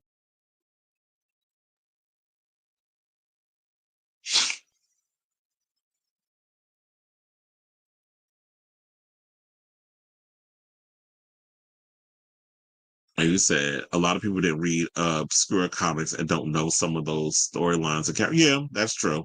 That's why it's like it's either, and I know a lot of people don't do that though. They don't go and they watch a bunch of YouTube pundits and to kind of get educated or have time to read comic books or do the research and all this stuff. So yeah, it's like when y'all be doing, like, I think some of y'all get too fanboy-ish, especially like a James Gunn. He's got to also realize, like, yeah, you could be a fanboy of a lot of this stuff. You could make like the biggest comic booky Superman under the sun, but you also have to not only market it to the hardcore fans of Superman, but you also have to make your movie palatable for a broader audience that's not familiar with a lot of the stuff that you've put in these movies. So it's you got to find a way to broaden your situation. So I do agree. It's like, yeah, not a lot of people do read obscure comics, and not a lot of people understand all these other side characters. Any thoughts on the rumored castings of Spider-Man: Brand New Day? I hope it's true. There are so many talented actors on Stranger Things, and this, I think I've kind of been not reading a lot of the stuff. Who else is in it? I mean, I did see the recent pictures of Zendaya being, because I was wondering about that the other day. I was like, is Zendaya still shooting this Doom 3 movie? She was on set with Tom Holland. But the question was she on set as the girlfriend or was she on set as like MJ? And well, I did hear that Sadie Sink is playing Gwen Stacy. I did hear that rumor, if that's the one you're alluding to. I like it. I've heard Shadowcat. I've heard that they want to play Jean Grey. Like, there's been a lot of things that are being thrown around with her. But they're like, oh, because she has red hair. I'm like, Famke Janssen didn't have red hair. They dyed it red. But she played Jean Grey. So it's not that hard to dye somebody's hair for a role or throw a wig on, which y'all did in the second one, which was not a good wig. There was a lot of bad wigs in that movie. Halle Berry got the brunt of a lot of the bad wigs in those movies, especially the first one. But Sadie Sink being in it, I'm like, I'm here for it. I like the idea that she's going to be in there. And yeah, I mean, and then they also showed Aunt May's grave. So yeah, she is dead. They was like showing a whole lot of stuff. I'm like, I think we all kind of knew that she was not going to be alive. 250 million for an action movie. Why? I know they are giving it to the actors. Steroids aren't that expensive. Look, and then we just had Sam Nivola just come out and say that older actors are getting plastic surgery and all this other stuff to appear younger so they can take all the roles. And they're not leaving room for people like him and the Jacob Elordis and all the people of that generation. Timothy Chalamet ain't got nothing to worry about. He just secured a big deal with Paramount with him and the director of the movie he just did with oh my God, who's the singer that he just played? They're making like some biker robbery action movie or something or another. So that sounds pretty good. So Timothy Chalamet ain't got nothing to worry about. And they were like, who can play his troubled brother? I was like, Austin Butler, because they kind of favor each other. So I'm like, that would be perfect to have them two in a movie. And plus, Austin Butler kind of gave us biker with his look. So yeah. But yeah, they were talking about that. A lot of older actors are getting surgery. I'm like, first of all, a lot of the men 40 and up are looking younger because the generation was like, we still exude youth. A lot of us don't have to get the surgery. But I guess if you probably talk about the HGH and the steroids and all that other stuff, now steroids aren't that expensive. Yes, it was. I love that movie. Looking forward to seeing it again. It's already coming out on streaming. Why am I spending money on? Wait, what movie did I say is coming out? Oh, you're talking about Super? Wait, you just now getting around? Are you talking about Superman? Because I'm like, yeah, I think August 20. I think they said 26th or something or another is supposed to be coming out. The new Spider-Man movie might put a pause to Marvel's box office struggle, but after, yeah, I think Spider-Man is definitely going to be a guarantee, especially with him doing a lot of on-location stuff. He's been like high-fiving a lot of kids and taking selfies and stuff. So I definitely see that a lot of people are feeling like, oh, look, Tom Holland's out here being of the people and saying hello and being respectful and, you know, all the other stuff. So I think that's really going to make him feel more relatable, even though he had no problem with that before. But it's just a little reminder, especially in a town where people could use some kindness. Take a page out of Superman's handbook. And I think that'll definitely help the movie also. Not Tron is just, yes, he is still alive. He's in the movie. He's in Tron Ares. We see the trailer. He is in it. And he also was at San Diego Comic-Con where Jared Leto was raving about working with him and all that stuff. They said they've been working on that movie for 10 years. I'm like, Jesus. They will earn extra bonuses connected to Super, of course. And that's why I was like, you're going to get a bonus. Plus, you're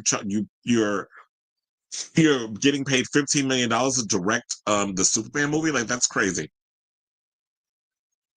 This is definitely more creating more demand from fans. And that's why I said, I feel like as fans, we take so much of we take a lot of what we get for granted, I feel. So yeah, let us miss the genre a little bit. I saw Superman when it came out. I'm talking about buying movie tickets in general when they come out. I mean, I make exceptions. It depends on the film. There's some movies I'm like, you know what, I'll wait a couple of weeks. Like, look, you see how fast Final Destination Bloodlines came out, and that's already a big hit on streaming and HBO Max. Ballerina. They released that movie around the wrong time. That was a really good movie. That came out, it blew up on the streaming, not streaming. It blew up on the digital renting and buying and all that other stuff. So they're doing well on streaming and on the digital landscape. Not Tron gonna have a Walker. Clearly.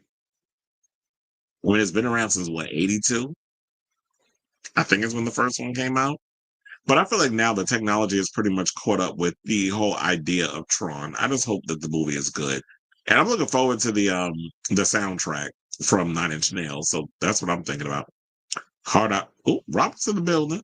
Hard Eyes blew up on streaming as well. Yes, it did. And I saw that in the movies. So yeah, it's like a lot of these movies come out a little too quick. But yeah, Hard Eyes definitely did well on streaming. We'll see if that movie gets a sequel. I mean, they're already talking about Terrifier 4. They're talking about, all these other movies that's coming out, but I hope we get a Hard Eyes sequel. But anyway, here's one thing we're getting, not necessarily a sequel, but a prequel. Let's get into this Rambo news. So who knew on our big old car, we'd be getting a Rambo prequel. When I heard about Rambo prequel, I was like, Because if we get a prequel, that's before around the time when Rambo was in Vietnam. And I was like, if you're trying to pander this to a newer generation, does the newer generation care about Vietnam? I feel like the only war that a lot of the younger generation will be, well, the Israel and Palestine war. That's probably what they all with now. But if you want to talk about history and stuff, like how the war that I became aware of that was during my time as a kid growing up, I will say is the whole Iraq war under George W. Bush. That's like the big war that I was actually able to be old enough to pay attention to when I was growing up. But for the most part, it's like, yeah, Vietnam, that was before my time. I wasn't even born. That was like my parents' time or whatever, because they're children of the '60s and that sort of thing. So, um, but apparently they're going along with making a movie, a Rambo prequel with Noah Centineo and not Sylvester Stallone, because Sylvester's old. So at this point, you got to recast the whole situation. I thought maybe they could have just recast it with a whole new actor and just kind of brought it, maybe not in necessarily in Vietnam. You could have brought it into like the next generation, which would have been the Iraq War or something on that. I don't know. You could have put it in the '90s, but if they have an idea of doing it in the '60s, I guess we'll go along with it. So now, according to Deadline, following the word this past spring that a package was coming together for a Rambo prequel, Millennium Media looks to have its man, as sources tell Deadline, that Noah Centineo is attached to star in John Rambo. That's what they're calling it because that's his name. Now, Sisu director Jalmari Helander is set to direct from a screenplay by writing duo Rory Haynes and Sohrab Noshirvani. Now, sources say the plan is to shoot at the top of 2026. I'm going to say 2016. That would have been 10 years ago. 2026 in Thailand. Insiders also Thailand could pass Vietnam, so that works. Insiders also add that while those details are in place, Lionsgate is the front runner to lead the package. The studio has released the past two Rambo picks and also has a relationship with Helander, having worked with him on Sisu. Now, speaking of Sisu, I actually like that movie. That was a good one. I don't know if a lot of people have seen it, but if you like John Wick and Rambo and all that other type of stuff, that's definitely a movie up your alley. You should definitely check out the violence and the killings and stuff in that movie was just crazy. I just love that film. And I also heard they're coming out with a Sisu Part 2. I believe it's supposed to be coming out in September. Because I remember a while ago, I don't know which blog or something I saw it on, couple of months ago, but there was word that they were getting a Sisu sequel, and I'm definitely looking forward to seeing that when that comes out. Now, in regards of Noah Centineo, um, I can definitely see him playing the role. Now, me honestly, I would have picked Milo Ventimiglia because Milo Ventimiglia favors Sylvester Stallone, and I believe he played his son in a movie. So Mother Ventimiglia definitely reflects that, but I feel like they probably would have went with that because they want younger. And I think Milo is in his mid-40s, so they're going to be like, oh no, we want to go with somebody relatively younger. I think Noah Centineo is probably like in his late 20s, early 30s. So should this movie be a hit, then they'll have this kid make a multitude of Rambo movies for as long as they want to make them. Like, look, we had Sylvester Stallone making these movies well into his, I believe, 60s and 70s. Like, he was making Rambo movies. So the man was still in shape, probably due to HGH and steroids. But Noah coming in, I'm like, okay, I could definitely see it.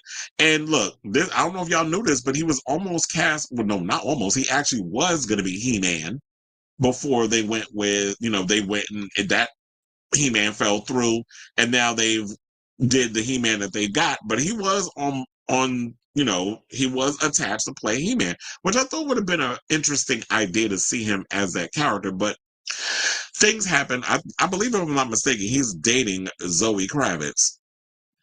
So she went from Channing Tatum to Noah Centineo. And I did like him in Black Adam, even though I didn't particularly care for the Black Adam movie. But he was good in it for what he was doing. Now, as far as the plot goes, they said the plot is under wraps, but it will be an origin story of a young John Rambo during the Vietnam War. One of the most iconic action heroes in U.S. cinema, the character was created by Dave Morrell in his novel First Blood, which I will say this, I love the original 1982 film. I actually own it.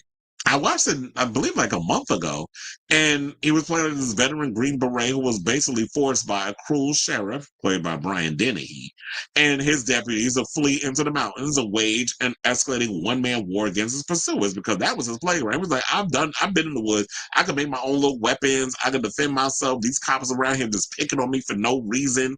And the torturing and then not realizing that a lot of the stuff they was doing to him was giving him PTSD to when he was in the Vietnam War, when he was a prisoner of war, he was tortured and stuff. So and then they go in and bring in his captain and try to, bring him down to like calm him down, talk him off the ledge, that sort of thing. And then of course, we had the sequels, First Blood Part 2, First Blood Part 3, and so on and so forth. So they ended up making 5 movies. Then we had 2019's Rambo Last Blood, which was produced by Millennium and Slides Balboa. It made 92 million at the box office. So when you make a movie like this in Thailand, you can probably make this movie for like 15, 16, or maybe even like $20 million. And you can make a really good action film for a small budget, like how y'all do with Jason Statham. Jason Statham's movies are like modestly budgeted, but they make serious bank because they know how to really make a good action film work. So if Noah does all the training and stuff that he needs to do and they keep the budget wherever they want to keep it, then it will definitely turn out to be a really good movie. And with the director of Sisu being behind this, I feel like this kid is in great hands. So,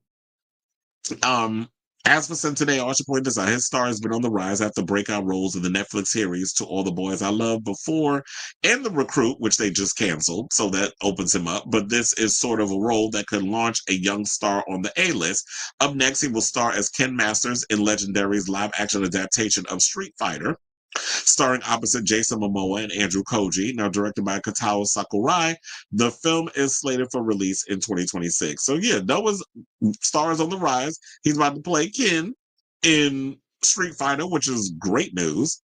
So that's gonna be one notch on his belt. But then of course now what he learned from Street Fighter, he can apply that to Rambo.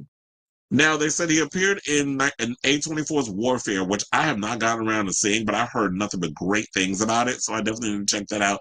And he was also in Oscar Boyce's directorial debut, Our Hero Balthazar, which he also produced under his Arkham banner. So the latter premiered this year at the Tribeca Film Festival. So Noah's doing all the right things. His career is on the right track, and it's on the rise, and I definitely could see him out here finally getting his just due. So look, the He-Man thing might have been a blessing in disguise because all the movies you've been picking so far have been great choices. And to be honest, my generation has our action heroes and stuff. I feel like I'm really looking forward to the younger generation and who those new breed of action stars are going to be because I feel like they're not really out here. Like the only ones we know is like we got our Dwayne Johnsons and our Jason Statham's, and we know Sylvester Stallone still makes little action movies whenever he makes them, but there's not really, it's slim pickings right now from who are like the next generation of actors. I mean, the only one I could think of would be Ana de Armas is on her way if she keeps it up, but also Chris Hemsworth. Some of the stuff he does, he's got that ability to do action movies, especially with the Extraction films. So we definitely need a new surge in action movie stars, and hopefully we'll be getting that sooner rather than later. So I say all that to say, what do you guys think of this story regarding Noah Centineo being cast as John Rambo in a Rambo prequel movie? Whatever your thoughts are, let me know in the comments down below.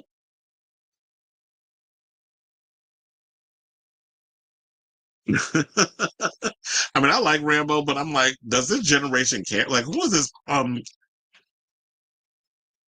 movie for?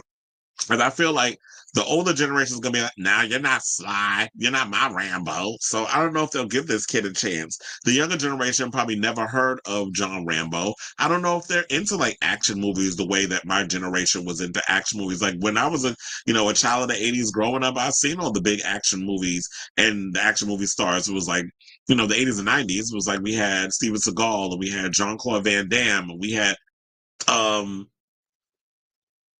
Michael Jai White. I mean, say what you want about a lot of the bad movies he does, but he does a lot of really big action. He does a lot of action movies. It's Scott Adkins. He's been doing a lot of really cool action films, even though some of the movies have been bad. He's good in them. I even like Frank Grillo with a lot of stuff he does. There was a movie I just saw him in yesterday called Die Alone, I believe. It's on Prime Video. I actually sat around and watched it because I had gotten in from the Katy Perry concert and I could not fall asleep. So I was like, let me put a movie on. So it was him, Carrie Ann Moss, and this other kid that was up in it. Yeah, Miss Trinity from The Matrix. That was one of the reasons what drew me to the movie. And he was looking for his girlfriend, and I think it was like a zombie apocalypse or whatever. And then he had like amnesia, like he couldn't remember. Like at some points he would pass out and he couldn't remember stuff. And so the twist in that movie, I was like, okay, this is a good one. But yes, you have those, and you have your, we have so many different action stars, Dolph Lundgren, so many others. But then when you look at the new generation, it's like, who is it? So I don't know if the younger kids like action as much as I did growing up.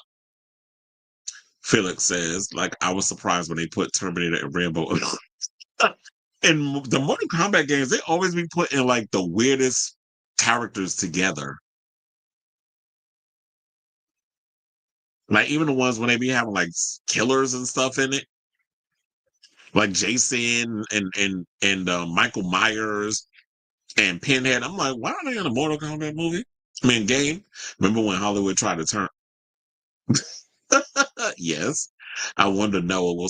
I hope not, because yeah, they tried to turn Taylor Lautner. I just think the movies just weren't doing what they was doing. Predator 2 almost cast Steven Seagal in the lead role over Danny. No, Danny Glover was the better choice. First of all, and I know a lot of people have like horror stories regarding Steven Seagal, which is messed up, but it is what it is. All right, y'all, let's move on. Let's talk about Kevin Hart, which I was not thinking about talking about him, but because of the type of show he's doing, is what garnered my interest. So apparently, Kevin Hart is teaming up with Netflix to do a competition series looking for the next big stand-up comedian. So according to The Hollywood Reporter, they said the streamer and Kevin Hart are teaming up for a competition series that will aim to find the next big names in stand-up. The show will feature Hart and a yet to be announced group of fellow comics guiding and judging contestants on, as Netflix describes it, as rigorous tests that mirror the real-life journey of a comedian, from brutal open mics to bomb sets, rewrites, and the pressures of big stage performances. The competition will give viewers an unvarnished look behind the curtain of comedy's darkest corners and brightest spotlights, with the challenges inspired by comics' actual career trajectories. If only RuPaul's Drag Race would do that when it comes to the drag queens. Because if they could do that in regards to like giving real life scenarios of what drag queens got to deal with to put on a damn show, I think that would be lit. Or maybe that's an idea I need to put together and then host it. But nevertheless, with this whole situation, I like this idea. And I know some people say, well, didn't we have Last Comic Standing? Here's the thing with Last Comic Standing. I like the idea of Last Comic Standing. I like the premise. I liked everything about it. The problem with Last Comic Standing, it was on a major network. And when you try to do comedy, and comedy is subjective, there's only a certain type of jokes that you can tell when you're on a Last Comic Standing type of platform. With Netflix, you can be as unfiltered as you want. And we already know they've had a lot of controversial people on Netflix. Tony Hinchcliffe, you can even say Kevin Hart, Dave Chappelle, so many others. Speaking of which, please don't give Tiffany Haddish a job on this situation, because I definitely want to watch this. I can't take her. She irritates my entire spirit. But um, with that all being said, I'm actually looking forward to the show. Like, I say what you want about Kevin Hart. Everybody says he's not funny, whatever the case is. But because of his platform and the type of cachet he brings, and because people in Hollywood like him, this is definitely a show that will pique not only the network's interest, or the Netflix's interest, but also fandom. People hear Kevin Hart attached to something, they'll watch it. And in this climate, we all need a laugh. I mean, I'm tired of laughing at this current administration because of all the buffoonery they doing. But for the most part, I want to be able to come in. I want to be able to laugh. I just hope that people can go in and be free to say the jokes that they want to say and really go through the, yeah, we're going to sit you in a room. You're going to have to do your little cold set. And if you bomb, it is what it is. And they'll probably go in a more The Voice type of direction, where whoever the comedic judges are also going to serve as mentors. So I like the idea of that being the situation. So, and also speaking of Last Common Standing, I should point out that Dan Cutforth and James Lipsitz, who are executive producers of the Netflix show, were also EPs on some of Last Comic Standing's early seasons. So they have there's a little DNA situation up in there. So that's the connection on that. But now it says Hart will executive produce a Netflix series, which has an 8-episode order, typical order number for a Netflix show. Via his Heartbeat banner, Netflix and Hart recently have a working relationship via a film and first look production deal he signed with the streamer in 2021. Lipsitz cut for Nan Straight and Dan Volpe of Alfred Street Industries, also EP, as do a bunch of other people. So I know y'all don't care about all these other names because y'all don't know who they are. But the fact of the idea is that Kevin Hart is doing a competition series with comedy. And I think it's like, you know what? Streaming is a better place for a lot of these comedy type or any kind of thing that won't necessarily work because of the rules of corporate media or corporate television. It works on a streaming platform because you could be a little more edgier. You could step outside the box. You could be a little more creative with your ideas and sell it to a streaming service, and they'll serve it up. So, like what they did with that rap competition that Cardi B and them was a part of. What about? Did they ever release a season 2 of that? I don't even remember. But nevertheless, like I said, I'm definitely looking forward to seeing the show. So when it comes out. So I ask all of you, what do you guys think of this story regarding Kevin Hart teaming up with Netflix and creating a stand-up comedy competition series that's in the vein of, like, I guess, an American Idol or even, like I said, Last Comic Standing. So whatever your thoughts are, let me know in the comments down below. Hmm. Damn, sinuses bother you. Said, oh, like a new version. Pretty much. He said, Girls Aloud and Hinting a Chemistry 20th Anniversary Edition, and Nicola is doing her first Broadway play in the fall. Is it going to be in the West End? But good for her. It's like, if Girls Aloud is not going to be out here doing stuff, do like Adam Lambert and Nicole Scherzinger and all these other people, like get into the musical theater game. All right, Charles. So let's take a little trip down memory lane. Let's go back to the days of iRobot. So Alan Tudyk, who was in iRobot, is recently speaking out on a podcast and basically spoke about her little situation that happened while, during the test screening of the film. So, um, for those who are not familiar, whatever, when it comes down to test screenings, a lot of times with the massive budgeted type films, the studios will basically have test screeners sit and watch it, get their feedback, what they need to make better, what they need to change, how audiences are resonating with certain sequences in the film, particularly like an ending or whatever is going on the screen. So what had happened was apparently Alan Tudyk, who played one of the robots in, he played Sonny, and he was doing like motion capture and voice acting and all this other stuff.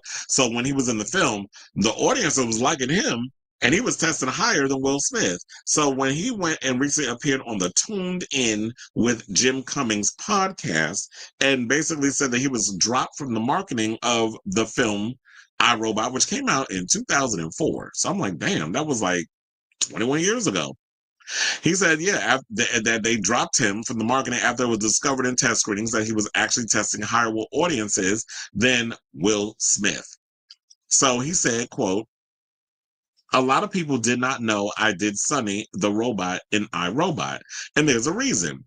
They were doing test screenings for the movie, and they scored the characters in this kind of test screening. I got word back, Alan, you're testing higher than Will Smith, and then I was gone. I was done. There was no publicity, and my name was not mentioned. I was shocked, he said. I was like, wait, nobody's going to know I'm in it. I put a lot into that performance. I had to move like a robot. At the time, I was very upset. So Variety reached out to Smith's reps for comment. Well, maybe Will's too busy because, he was supposed to do a movie with Michael Bay, and that film is falling apart because apparently they're not seeing eye to eye on the concept. Michael Bay wants to do his typical blow him up action situation, and Will wants to make it a comedy. So like, just make an action comedy, or maybe it's just like whatever the tone is not working for the both of them, and they're not seeing eye to eye on the situation. And Will, you could definitely use a hit right now, especially with your reputation of smacking people at award shows. So I would tread lightly in the whole situation. But I'm not surprised when I heard this story because I'm like, at the time, when you're an A-lister and it's about your ego and especially when you're a man of color, because people who are othered are notorious for this. When you're the only one in the room, being propped up and blown up like you're the biggest thing since sliced bread. And you have other people that are trying to come up on your coattails, or not even on your coattails, but you have people who are in a film that you're in and they're out acting you in a lot of ways, or the people are resonating with this other character more than they're resonating with you because you're doing your typical Will Smith isms, because you were doing that a lot until Wild Wild West flopped. But because you should have did The Matrix, but that's a whole nother conversation for a whole nother because he turned it down to make that movie. So when you were giving your typical isms or whatever the case is, and then Alan's coming in just being the motion capture guy, and he's basically just giving the best performance that he is giving for that part. And now you're hearing about the test screenings, and the people behind the scenes are starting a mess and chirping in Will's ear, and that ego is getting the do. Then of course we get to a point where it's like, oh, so now you don't want me to blow up. So you want to get all the attention. You want to get all the accolades. You want to be the star. I mean, you can be the star. Your name is on the marquee, but I'm putting in just as much work as you are, even though I'm doing motion capture and I'm playing a robot. So they want to say, so now iRobot, which is directed by Alex Proyas, stars Smith as a Chicago police detective in 2035. And here the thing that 2035 was literally around the corner, investigating the alleged unaliving of the founder of a robotics company. The corporation's highly intelligent robots are utilized for public service jobs, but Smith's detective is convinced one of these robots, Tudyk Sonny, unalived the founder. The supporting cast includes Bridget Moynihan, Bruce Greenwood, James Cromwell, who played the CEO, and Sean McBride, who played the police chief. And I loved him in that movie because when they had the big shootout in the precinct against the robots, that was like my favorite scene in the movie, among many. But it was a good movie. I liked it.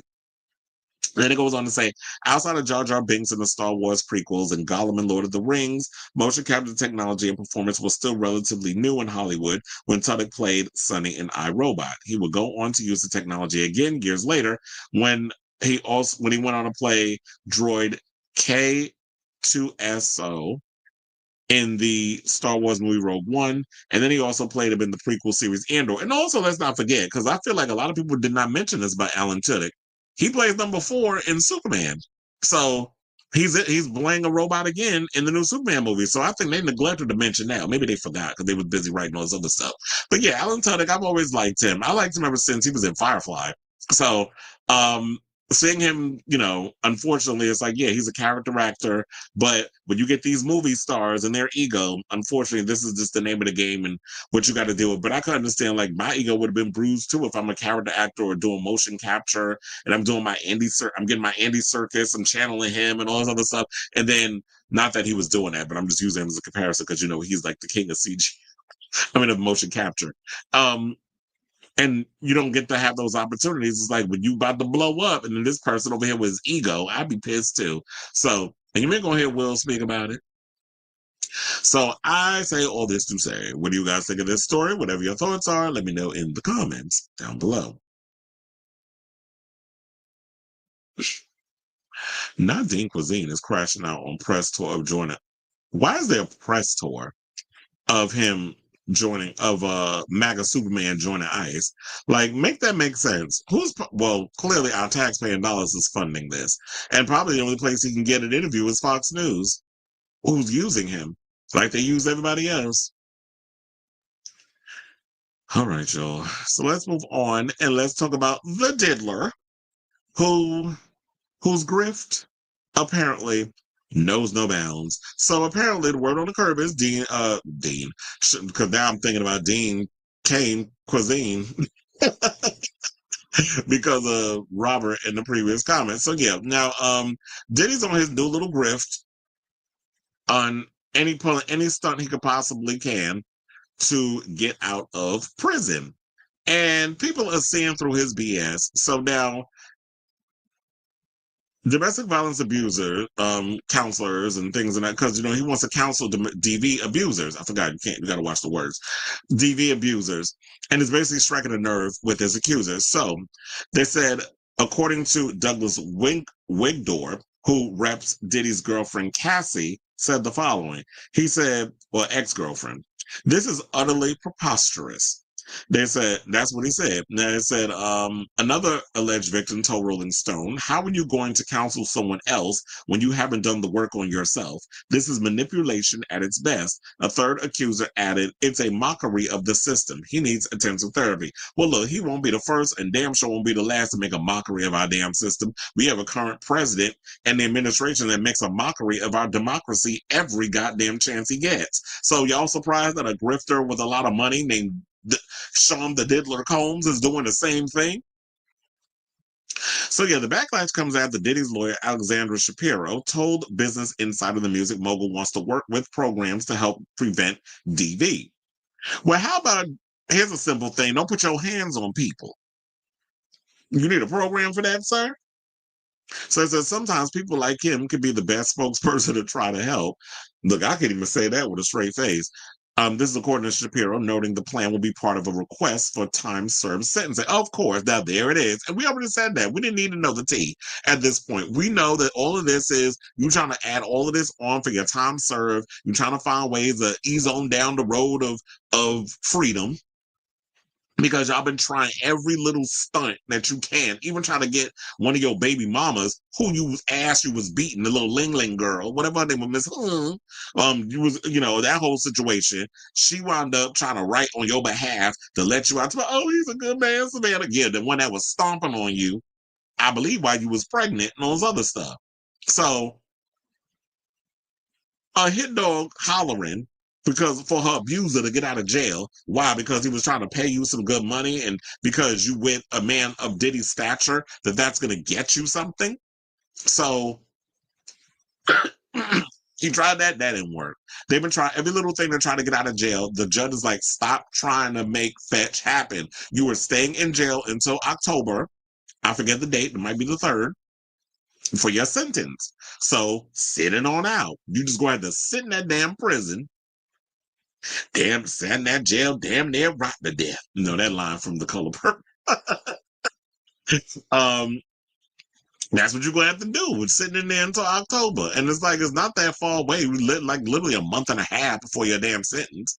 And then when you find that out, then you'll be in jail a little longer because you ain't getting out. And then you're just trying to find all these other things. So I'm just like, wait a minute. How you gonna sit up? Like I could understand if he spent maybe a decade and he was putting the work in. Like for example, Lyle and Eric Menendez. Now, when we heard about what they did to their parents back in, what was it, like the late 80s or something or another? And they had spent decades in prison before they were trying to go out for the parole.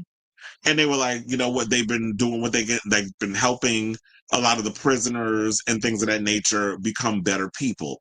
And we've seen them put in the work over the years, which I believe now because of, let's give him the credit, the Ryan Murphy monster situation, all the controversy that was surrounding that, it brought more interest. It revived a little interest, rejuvenated, whatever the word you want to use.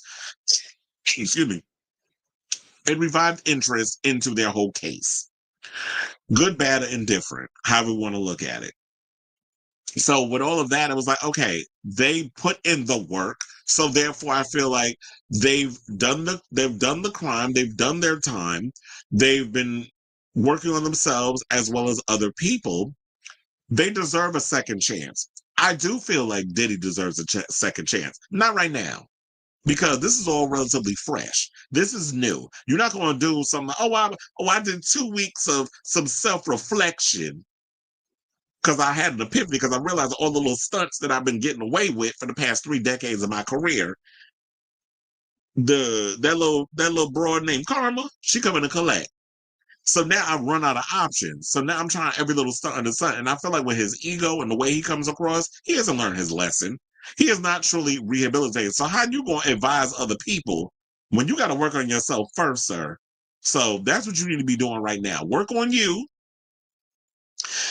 Figure out like what's the root of why you have this disdain towards women. I just feel like I've come to the realization a lot of men do not like women. Y'all don't. And that's not me saying that y'all are homosexuals. There's a difference. You like sticking your dick in women, but you don't respect women to the point that they should have their own things. They should have their own jobs. They should have their own money. Like we had the other day when we were talking about Dave Justice with Halle Berry. Oh, I had to divorce her because she ain't want to cook or clean. Bitch, I'm tired. I'm working 14, 16-hour days on a movie for 3 damn months. I'm not coming home to make you some goddamn soul food. Get out of here. Especially with you being a baseball player and me being an actress, we can afford a chef to come up in here and make whatever. That's what y'all could have been doing. You wanted her to be barefoot and pregnant. Oh, I didn't think she was motherly. Fuck out of here with that. Because I'm like, why at my young age, I'm sitting up in here thinking about trying to start a family. So you want to, and I don't never understand why men go after women that they know that's not what they want. There's plenty of women out here that be willing to just lay around all day, expect, I take care of this and I take care of the kids and I pay the bills and you just give me the money and then just be begging him for money. No, you need to have your own. Because men like to have that control of, I have the ability to give you this and this and this and this, and you have to depend on it. But you just sit at home and you just raise them babies. And that wasn't Halle. Halle's a career woman, just like you was a career woman. And the same thing with this man. It's like, a lot of you men don't like and respect women. You just think that they there to bear your children and to keep your dick warm until you bust a nut. That's all I feel like a lot of these straight men, a lot of them, I ain't say all of them, because people like to sit and nitpick over every little damn thing you say. And so, just do your time for all the things you've been convicted for. We've talked about him so damn much, I don't need to give y'all a recap on what he's been convicted on. Y'all know at this point. But there were some other people that came in and said something. Oh, Gloria Allred, who, she'll show up at an envelope open, or she'll rep an envelope opening if she could, opener. She basically represents multiple plaintiffs against Diddy. She dismissed the idea and said, at this point, his stated goal does not pass the laugh test. This is what she says, suggesting he should first complete anger management, take responsibility for his actions, compensate victims, and ask for forgiveness before even considering counseling others. And I do feel like, you know what? He hasn't really asked for forgiveness. He hasn't really apologized. He made his little Instagram video when the ish hit the fan, and that we saw that video of him beating the hell out of Cassie in the hallway of the hotel. That's when he came and did a little apology. But then after a while, he removed the video from his Instagram. So, all of this that we're seeing is just performative, and that's why I feel like a lot of people, including me, have a hard time believing that this man really wants to change himself for the better. I don't see it. I feel like I see through your Maybelline, sir. So stop it. So I say all this to say, what do you guys think of this story? Do you believe that Diddy, being an anti-DA, DV, counselor, is legit, that he's doing it because he genuinely wants to help people, or is it because he's doing this to get some cool points so that way he can get out of jail? The only problem is it all looks so performative. Like, only somebody dumb wouldn't be able to see past this little stunt that the stunt queen himself, Sean the Diddler Combs, is trying to pull. So let me know what you guys think of this story in the comments down below.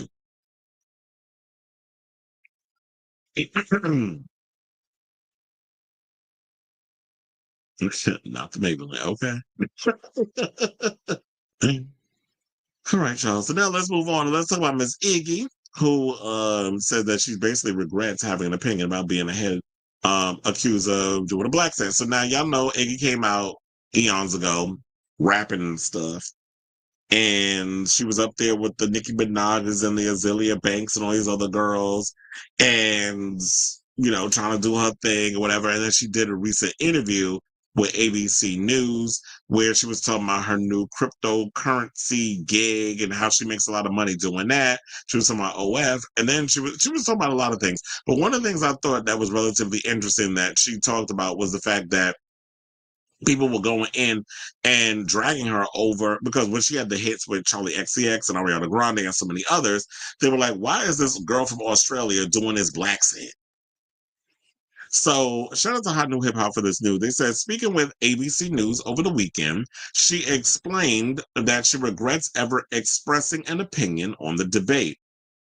She said, I said things I shouldn't have said in retrospect, she admitted, as caught by Vlad TV.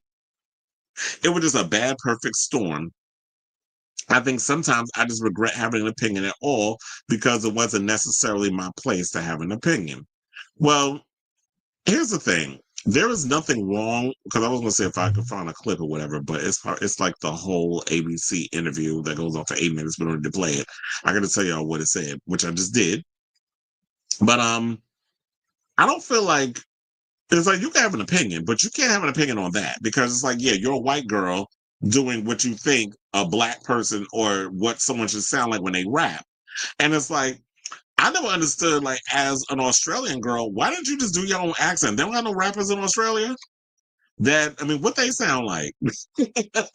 I know Australian singers, but you could have just embodied their rap. Well, you could have did your own rap flow, but you could have just did it in your accent. I think it probably would have still worked. People would have liked it.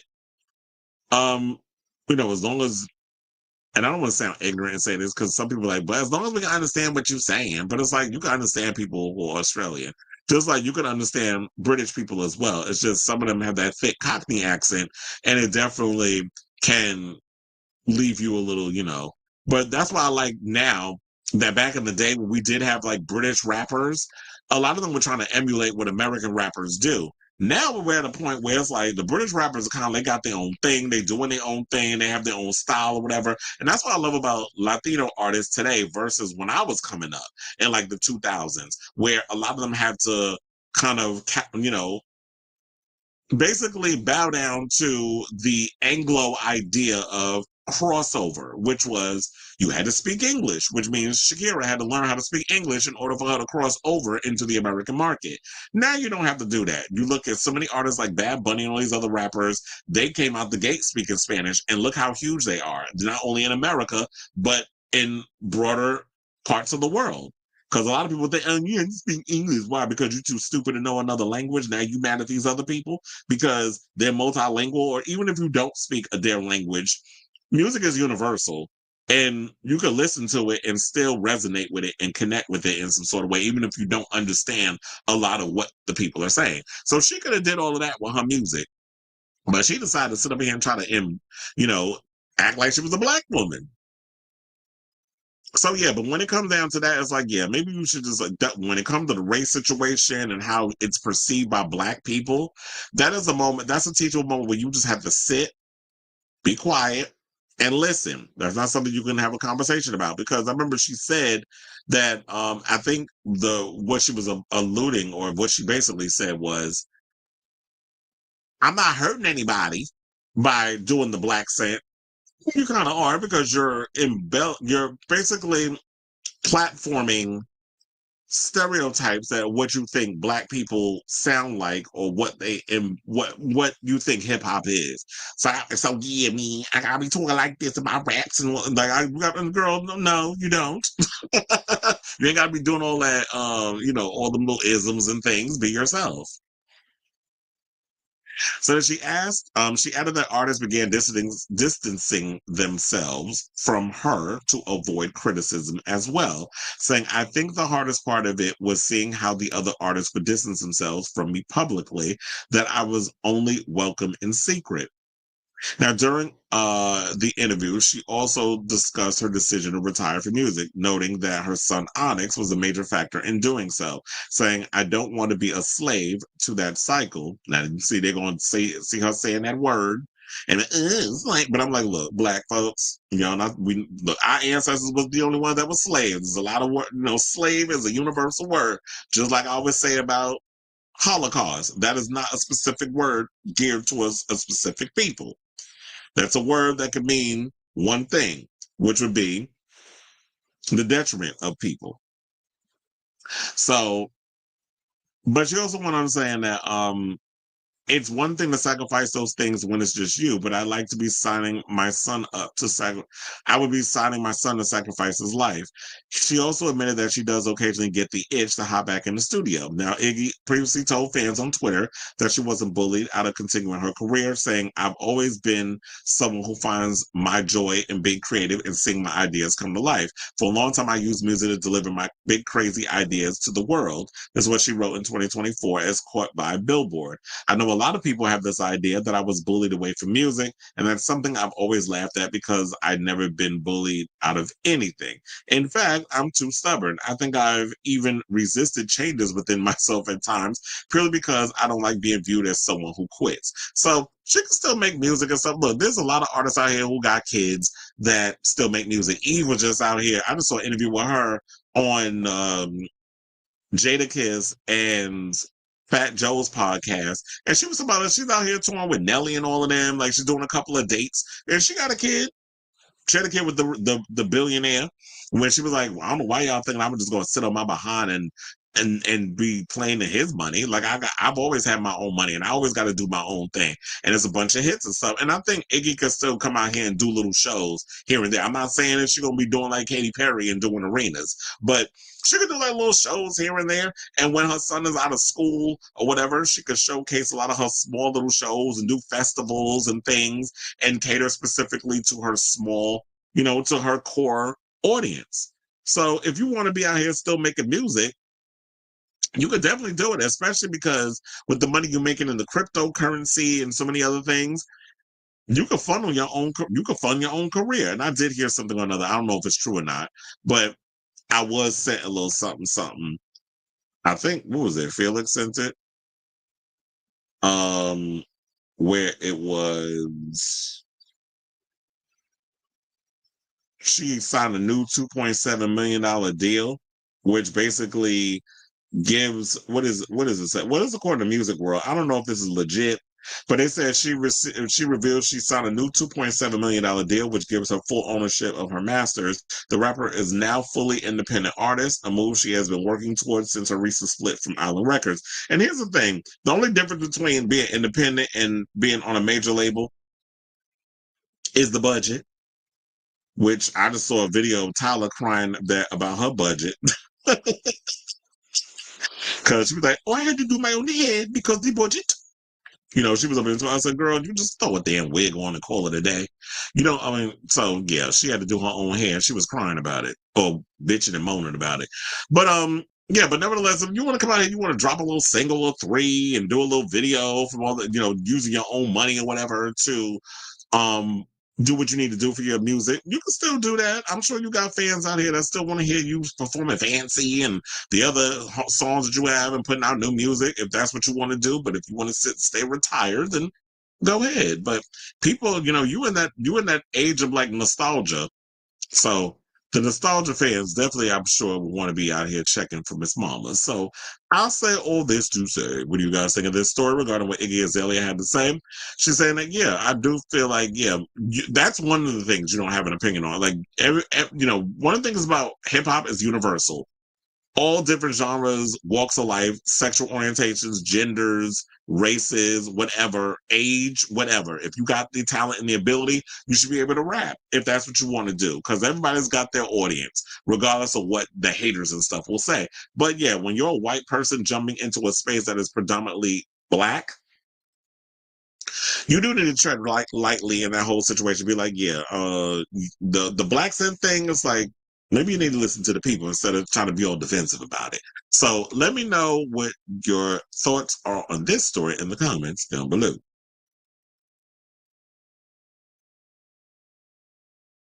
I like Iggy Iggs, but her music has aged terribly. Charlie is more famous than her now. Yeah, because I remember she was like, Charlie was guessing on her music. Now Charlie is bigger than her. Now I'm glad she's doing makes her happy. I saw something that says, yeah, we just talked about it. But it was like, but me, I know it's like by the time I get to the comments, it's already, it's already out there. All right, y'all. So now let's get into our next topic. Let's talk about the big elephant in the room that we all knew was coming. It was just only a matter of time. Now, congratulations, I guess, to Tayonce Cardinal Swift, who just came out with the news that she is set to drop a new album, her 12th, called The Life of a Showgirl. And she made the announcement with the help of her boo thing, Travis Kelce and his brother Jason, on their New Heights podcast, which I know people were like, what? Why would, of all places, would you go on Travis Kelce's podcast announcements? Why not? What better place to do it than there? I mean, they are in a way, if you look at a package deal, a brand, whether you want to call it that or not. And I think that that's a great way to hype up your music. So, with that being said, we do, speaking of Instagram and all that other stuff, I do have the clip of the announcement. So we'll go over there, we'll look at it, and then we'll come back and talk. Please, I wanted to show you something. Okay. What do we got? We got A briefcase. Yep. Mint green with TS on it. Yep. What's in it? This is my brand new album, extra. The Life of a Showgirl. TS 12. Yeah. So I wanted to show you something. I don't know why I was looking at Travis. It looked like he had paint on him. But from what it looks like, it's like where it says the New Heights show and stuff. I see a lot of likes, but they said they have 4,318 comments from Facebook, but I don't see any on Instagram. And they also said you could pre-order it. And it was posted at 12/12 on the 12th. Funny, Tay's 12th album is called. So they waited until 12/12 on on August 12th to announce her 12th album. And y'all really big with it with the numbers. But I guess with that all happened while I was on my home from the Katy Perry show, which I forgot to mention that I forgot to mention about the whole Katy Perry thing. It was supposed to start at 8:50. She was supposed to go on at 8:50. She actually started 5 minutes early. So she started at 8:45. And what else? Oh, and she was done by like 11 o'clock. So she was done relatively early. So shout out Miss Perry for starting early. Even though you had they came on late, like the doors were supposed to be at 6 o'clock, but they didn't let people in until around 6:20. There was a whole situation going on. But to get back into the story, so it's so funny how they all set that up like y'all didn't know. Maybe Jason didn't know, but Travis knew what was going on. But yeah, they're not showing the cover and all this other stuff. And so they said several books with orange covers that can be seen behind Swift on the New Heights set. Among them are books featuring the works of artists Jean-Michel Basquiat, Mark Chagall, and Ruth Asawa, all of whom are tied to the modernism and neo-expressionism movements. A silver microphone of football can also be seen in the background alongside a book about, well, I don't think it's got, she's going to be doing football references in the album. Mark Rothko, an artist whose abstract work includes some paintings with orange. Another book appears to be about Charles and Ray Eames, the husband and wife team who made major strides in the 20th century industrial design. So, yeah, there's a lot of symbolisms, and I'm looking forward to the Swifties being out here trying to break down every little thing, because it's going to be a cackle, Chad, of what they think. What's it mean? What does it all mean? So now Swift added a countdown on her website early on Monday, August 11th, which expired at 12:12 a.m. ET. The countdown shows a glittering orange backdrop with a cryptic clock and mint green lettering. The countdown comes amid confirmation that the Guilty as Sin singer will soon appear as a guest on boyfriend Travis Kelce's podcast, New Heights, which he co-hosts with his brother Jason on Wednesday, August 13th. So the episode is supposed to drop tomorrow. Now, in the podcast teaser shared on Twitter, Swift sits opposite Kelce, who's 35. That's such a nice color on you, the Grammy winner said, looking up at the NFL star as he wears a sky blue sweatshirt. Yes, I know. It's the color of your eyes, sweetie. It's why we match so well. Oh, come on now with the corny stuff. And then she was just basically like, we're about to do an effing podcast. So look, these two are having a good time. Taylor Swift is about to let y'all know, I guess. Well, yeah, they're not letting you know what this album cover and all this other stuff is. I'd be interested to know what musically it sounds like, because I know that a lot of people were feeling away about the Torture Poets department. Like it was mixed reviews on it. Please tell me that you decided to branch out outside of Jack Antonoff and you decided to come up with some new producers and all other stuff. There have been rumors, excuse me, that I should point out that this album is going to be like dance music inspired, like there's a little disco type of vibe and that sort of thing in there. So if that's the whole situation, I'd be genuinely interested in hearing that, because this is not her first time of like doing more or less the pop stuff and dabbing into the 80s, but you're doing the life of a showgirl. I did hear one person say, oh, it's cute to see that she was inspired by Kylie Minogue, because Kylie Minogue had the Showgirl tour and all that other stuff. So when you're doing the life of a showgirl, it'd be interesting to see like what exactly is it that is going to be interesting regarding the conversation surrounding this record and what the music is going to sound like. Who does she work with on production? This girl stays coming out with music, and it's funny how like it's been a drought of 555 days. So, I guess now there's been 555 days since we've got new Taylor Swift music. She had to announce that we got new music coming. So, as it stated, it will be her 12th album. The album comes a few months after she reacquired the masters from her first 6 albums. That's Taylor Swift, Fearless, Speak Now, Red, 1989, and Reputation from Shamrock Capital in May. Now, the album's release date is also a mystery, although her website says copies will ship before October 13th. So, I guess be prepared to get a new Taylor Swift album on October of this year. So, I ask all of you, what do you guys think of this story? What do you think the music sounds like? What do you think all the minimism from the artists and stuff that are in the background, that they say that might be an inspiration for the overall aesthetic and the visuals and stuff of the record? What do you think it all means? So I definitely want to hear from y'all. What do you guys think of this story? Let me know in the comments down below. All right, so now let me close all that out and let me go and see what the people are saying. Very excited. The podcast episode will probably get a bunch of views upon release. Someone even said most listed. I mean, yeah, because it's just Travis and Jason yapping. So, of course, with Taylor being on there, we'll see what it is. Maybe that'll be when she announces everything and talks about it and gets deep into the album. Any thoughts on the leaks before the announcement? If you really look hard enough, you could find the whole track list, official album cover, release date, and the music video shot. I know there's been, I've been hearing about that. Leaks came out. That's why they jumped on it pretty quickly. Get ready for Return to Max Martin. The gatefold leaks and every track is Max Martin and Shellback. So that means it's going to be very pop.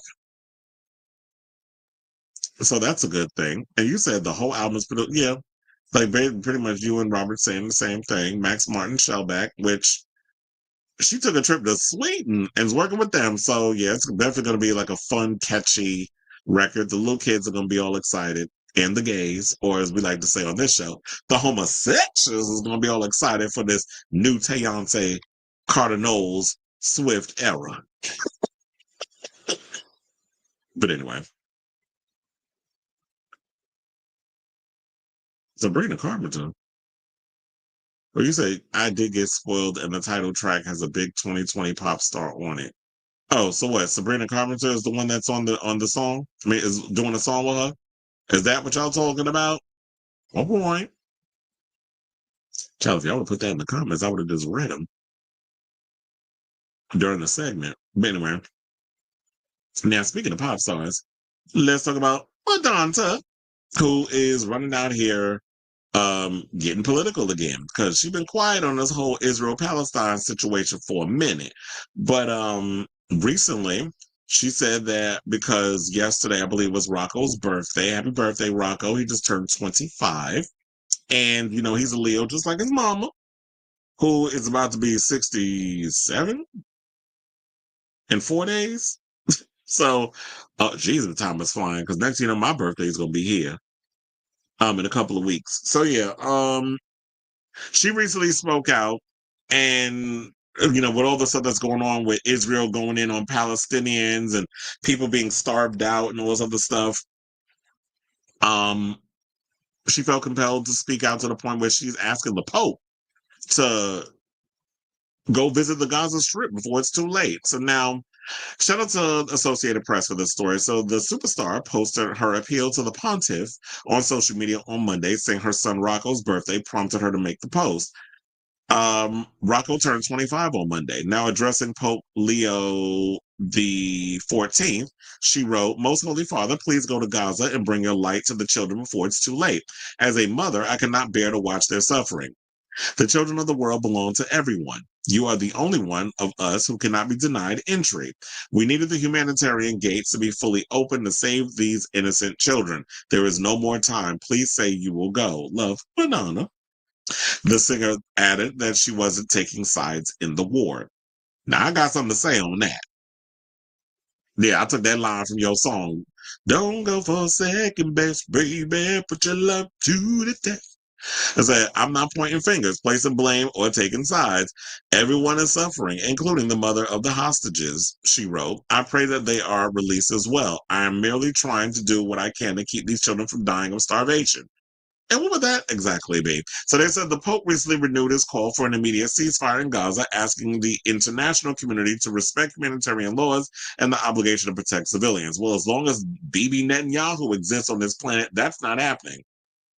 And all these other people that are going in trying to occupy all of Gaza in the West Bank. So when things like this are happening, this needs to be nipped in the bud. That's why I'm glad that the people of, the president of China spoke out and was like, oh, he needs to be put up under arrest. There's a lot of people that want his head on the pike.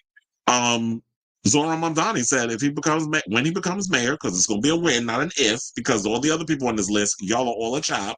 We don't want you. Adams is a clown. Curtis Lee was a joke. And Cuomo is flat out embarrassing himself with all these videos and things that he's been putting out, trying to make himself seem relatable.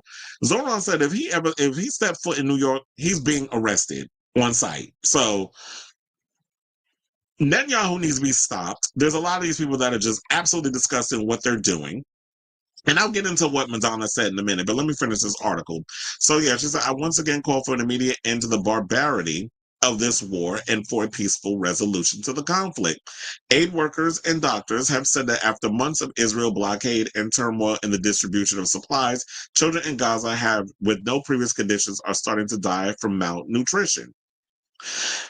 Israel's air and ground offensive sparked by Hamas's October 7, 2023 attack to Israel has displaced more than some 2 million Palestinians in Gaza and pushed the territory towards famine. Yeah, because when there's food and stuff, there is aid. There's a lot of trucks and stuff that are supposed to be getting in there. They're not getting in there. And want to know how I know? Because I got the proof. Hold on. Let me show y'all.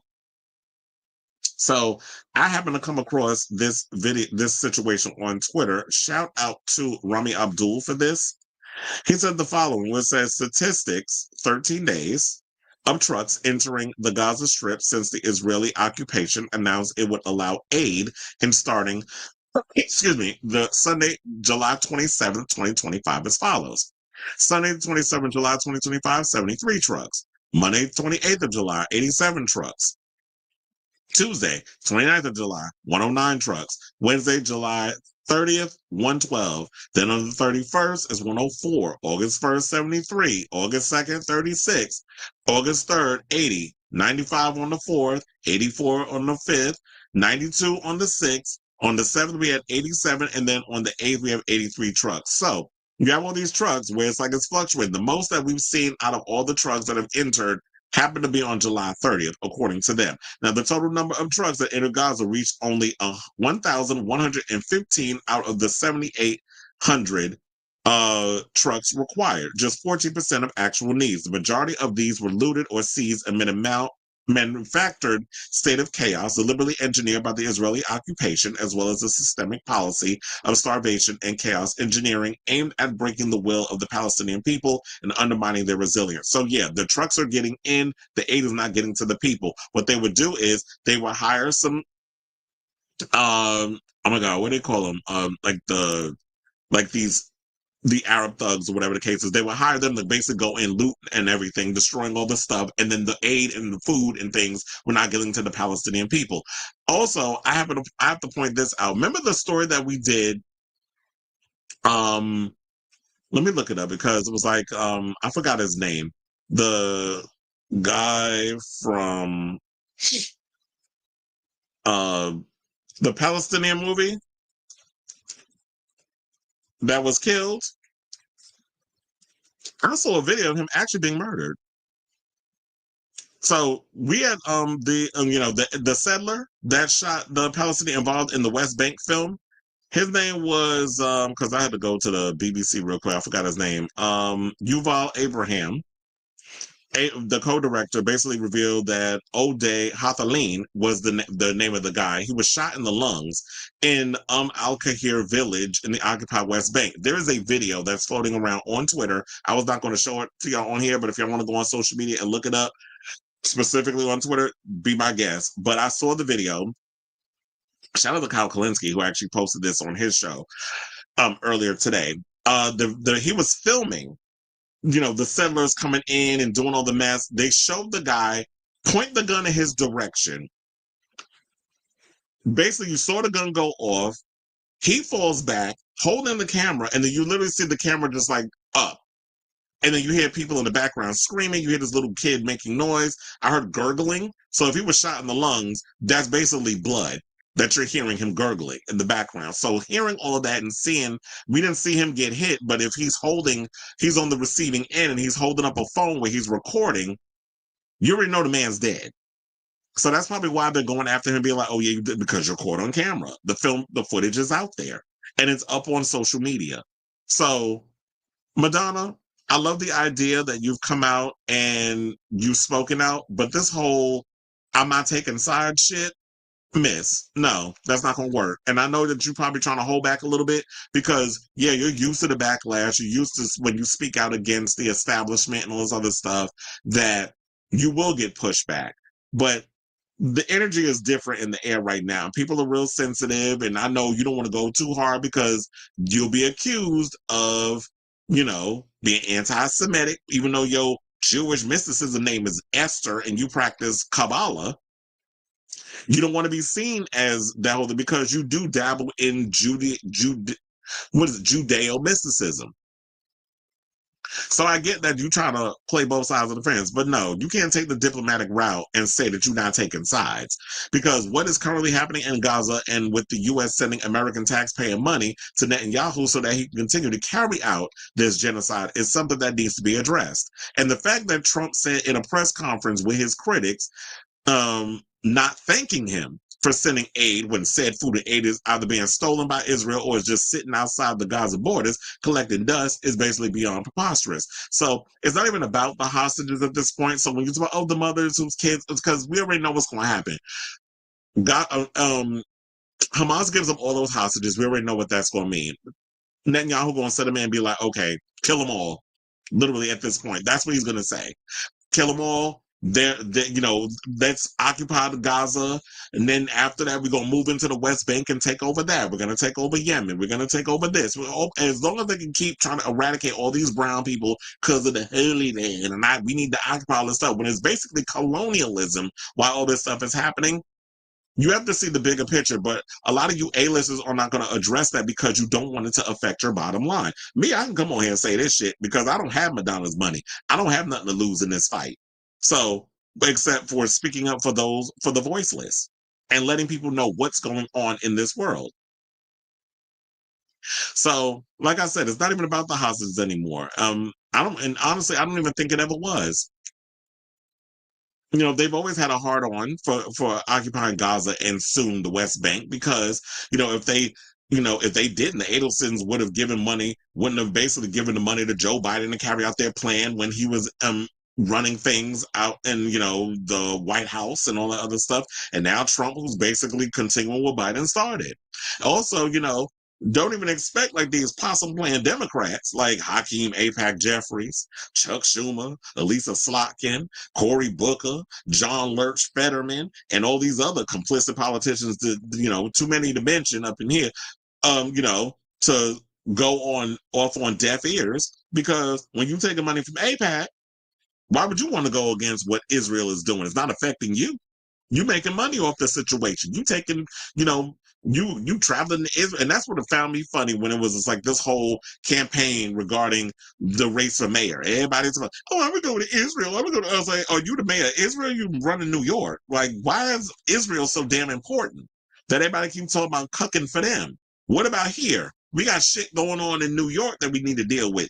Ain't got nothing to do with Israel. That's basically getting free healthcare and stuff off our taxpaying dollars. So I don't understand why it's like what they're doing over there is more important. And Adam's Mongolian looking ass running off to freaking Turkey, doing business deals with them, and then having to beg Trump to keep his ass out of prison. Man, forget about your criminal activities, sir. So they said, I also think that, the UN also needs to step in at this point and lay down the gauntlet against Israel, because what this is going on here is inhumane. And why has not the United Nations stepped in to deal with this mess? And, what they're doing to the millions of men, women, and children of Gaza who are not Hamas is, as I said, inhumane. And even though they have their own issues, I was shocked, as I alluded to earlier, that China, of all nations, has called for the arrest of Netanyahu over the crimes in China. In Gaza. So, you know what, Madonna? I'm glad that you spoke out. I'm glad you using your platform to speak out on this situation and try to get the Pope involved. Some people have accused her of being performative. I don't know if it's performative type stuff. I mean, she didn't have to speak out at all. But I just feel like when it comes to something this serious, there's no whataboutisms. There's no, I'm not taking sides. You have to address all of it. If you're going to come up in here and talk about it, you got to address I don't agree with everything that Hamas has done. But I also don't like what Israel is doing. And what Israel is doing is outweighing what Gaza has done to them, or Hamas has done to them on that one day. This is still an ongoing situation. We're watching a genocide happen in real time, and nobody's doing anything. Yeah, we're speaking about it, and then those who speak about it on other platforms like TikTok, whatever, we're getting suppressed. Not on YouTube, though. See, this is the place where you can come and say what needs to be said, and your numbers will go up because you're speaking the truth. Whereas all those other places are being occupied. So you got to be careful on where you put your stuff. You can go on Instagram and you can go on YouTube and put it out there. Even Facebook, I think.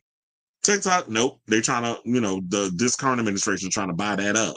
So that place where you were once feeling the freedom to be able to go and say what you need to say, you can't do it no more. So with all that being said, and then in that other Twitter post, there was some pictures. I don't know if y'all want to see that, but hold on, let me show y'all, because y'all have to see what is really these people are dealing with. So it's like, I don't know if you can see it, but these are people that are literally out here starving. And this is what it looks like when you've been denied food and you're seeing ribs and skin and bones and all the other stuff. And these people are literally being starved to death. And that was what they rather do. It's like, oh yeah, we've already bombed them enough. We've been going around just shooting them for kicks. Now let's just deny them food and aid, and to the point where kids are saying, there might be food in heaven. I mean, if I died and went to heaven, is there going to be food there? Because we can't get the food here. Because clearly this is hell on earth, you ask me. So I say all this to say, what do you guys think of this story? Regarding what Madonna had to say, do you feel like she said enough? Or do you feel like that, in this type of situation, you really have to, I understand when you're in a position of power and where you are as an A-lister and all this other stuff, you don't want to ruffle too many feathers. You can speak out, but you can't do the whole both sides thing. You have to really address all of the things. And this whole situation is complex and multi-layered. So you can't just spend a little 2-second situation trying to be like, oh, I just want peace in the Middle East. Okay, that was cute back in the 90s, not in 2025. So let me know what you guys think of this story in the comments down below.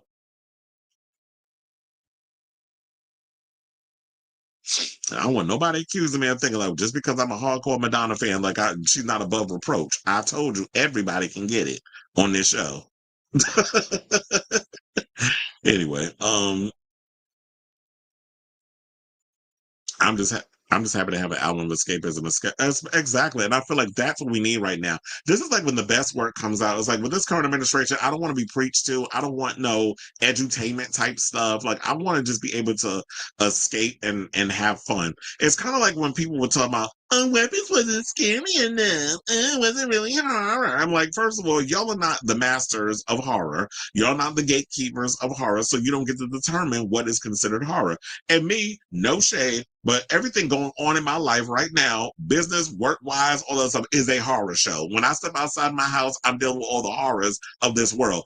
I want to be able to go to a movie and fucking escape. I don't need logical whatever. I just want to go and escape. And Weapons, although it has like the creep factor and all that stuff, it's an escape film. So same thing with music. I want to be able to just go off in the world to be whimsical. Funny enough, while on my way home from the Katy Perry concert, I was listening to Madonna's Rebel Heart album. I don't know what came on me. I was like, let me throw on that Rebel Heart record. My Queen Laws fans, because it seems to it's more pro-Israel, very vague, but some of us said Guy Ritchie is a Zionist. Well, I can believe that he would be. Is this a moment where yes, she would be Madudu-ish. Not fully Madudu. She'd be Madu. Not y'all using the words. She does Kabbalah, which is part of. Yeah, that's why I said it's like when you were cut to Kabbalah, or they would say Kabbalah, like Kamala, but Kabbalah.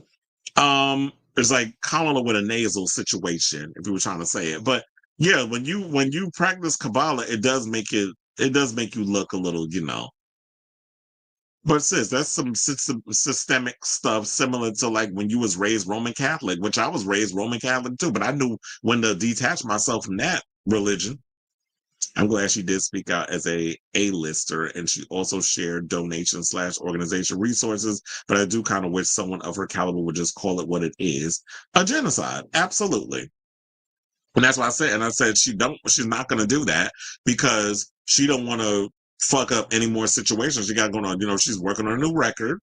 She needs deals to be in place. So I'm going to call it out, but I'm going to take it's going to be a little vague situation. I'm not going to go too hard. See, these people don't want to mess up their bottom line at the end of the day. I wouldn't consider this performative. It becomes performative when there's no back. Yeah, no, I don't think it was performative either, even though that's what something that Felix was alluding to, because he said that somebody made that comment and called it performative. But there's no backbone or real meaning behind what the person is doing, just following along with what everybody else is doing. Madonna never builds her points when it comes to speaking up. I do want peace in the Middle East, though. That's why I said that peace in the Middle East shit. I was like, that was cute in like the 90s when we were talking about the Gulf War and what happened on 9/11. Like, I could totally understand that. Not in 2025. Guy Siri probably told her to be equal sides because he's up there with I can't stand that bitch. Although there's somebody that I'm friends with on social media who I come to find out is his cousin. I'm like, well, damn, I hope you ain't see what I've been writing about her. Because I do not like that lady. We've replaced her we said Will and Grace is Will, Jack, Karen, and Rosario. We don't know that redhead lady. Especially that mess she been saying about Zora. I'm like, bitch, pack your bags and leave New York, because we ain't here for you or your Zionism. Everything going on right now is scary to me. Homosexual marriage might be overturned. The new Ethel Cain album has been because it's too much going on. Did you see the picture I sent you saying for her to shut up? No, I did not, because I've been in the middle of the show and put everything together, so I did not see it. But that's what I mentioned, that you had mentioned about it before. So she basically did what Jasmine Savoy Brown did to keep Scream 7. Not what she did to keep Scream 7 vague, but know what she's doing. Because I'm looking at the video, y'all not going to do me like you did Melissa Barrera. I kind of wish Melissa would have sued Spyglass like Gina Carano did Disney. But maybe they would have been like, oh, it's two different situations. So But I would have sued them because I'm like, how you gonna fire me over something I said on social media? She did something similar with the American Life music video. She didn't release the real official video and even had the official. And one after that, even after she officially released it, she removed the George Bush grenade cigar. Yeah, I would have kept all that in there. That was like a real controversial music video. Child, what is going on? And you said, oh, let me say, oh, you said, Dear Madonna, and I'm going to check your message in a second. Wrote this foolishness. It said, Dear Madonna, shut up. Your post about Gaza is a master class in performative neutrality that reinforces the very violence it pretends to mourn. And I know my friend Linda Simpson, the infamous drag queen, or legendary drag queen, she was like, somebody was like, oh, she finally listened to you because she'd been saying, oh, Madonna need to say something on this. But anyway, so it was like refusing to name Israel as the perpetrator and flattening the reality into everyone is suffering, you erase the fact that one side is besieging, starving, and bombing the other for a century. Calling for innocent children to be saved carries its own poison, implying Palestinians magically lose their right to live when they turn 18. Appealing to God to open humanitarian gates whitewashes the truth that isn't an act of nature or fate. It's a deliberate, calculated blockade enforced by a state that could end it tomorrow. He's spewing a lot of facts in here, though. Stripping away politics here is incompatible. And that's hard for me because it's so small the way it's, that's why I'm reading it the way I'm reading it. He says, stripping away politics here isn't compassion, it's cowardice, and it recasts an ongoing genocide as a sad, abstract tragedy that can be solved with thoughts and prayers instead of accountability and action. Not the thoughts and prayers gag, because that's what I be saying all the time when y'all be talking about gun control in America. Oh, thoughts and prayers, because apparently y'all think that shit work. But they have a point, although I don't know if we should call it performative, but you want to know something? I'm gonna ask the people on social media. Hold on, because I'm gonna like thoughts. I'm gonna put on there question mark, leave it neutral, because we being neutral on here, even though I gave my full opinion. But I like to be a little messy on the social media. So just be like, I just be like one little vague neutral type situation, and I like to see y'all fight amongst yourselves. So, oh yeah, I forgot. Somebody sent this to me, which was talking about the whole thing with Carrie Underwears from Radar Online, talking about that Carrie Underwears, because that's what we refer to her as over here, is struggling. She having herself a Tennessee farm crisis. It's saying American Idol star struggling to maintain property and dozens of animals. So owning a farm was a no-brainer for Carrie Underwears, who grew up on one in Chakota. That's a Native American name, by the way, Oklahoma. A subscribed Green Thumb. Okay, y'all getting my good goddamn nerves with all these ads. A subscribed Green Thumb, the country star, who's 42, lives on 400 acres, wears a mule, and her husband, former NFL player Mike Fisher, and their two young sons in Tennessee. But a source says the constant grind of farm life is beginning to wear on the before he cheats singer. I wonder why. Is it because of all that stuff? Remember, Miss Mamas, you went and sang at a certain person's inauguration? And she trying to maintain all that property, and she don't have enough Mexicans out there to be mowing her lawn and maintaining the fruits and the vegetables and all that. Is that what it is? I wonder. Oh, these white people love using the others for the work, the labor, the entertainment. Like that's what we here for a lot of these clear folks, especially the ones, not saying all of them, but the ones that are like the Carrie Underwear types. And they say it's become too much for her to maintain, and she's getting no sleep because she's up at the crack of dawn taking care of all these animals, said a source of the chicken, said an insider of the chickens, horses, and sheep on the property, which also includes fruit trees, a greenhouse, and multiple gardens. Did I tell you there was fruits and vegetables that was going to be involved? She's shoveling hay, she's weeding, she's fertilizing, she's harvesting, and then there's the repairs that never end. Well, what did you expect when owning a damn farm, sis? The source said it doesn't help that she's had a hard time finding and keeping hired hands. Well, when you have an idiot in the White House that's cut to the millionaires and billionaires to make sure they get their little handouts and cutting the corners and all this mess, what did you expect? And so now, with everybody being rounded up and sent to this freaking alligator Auschwitz and all that stuff going on, what she thought?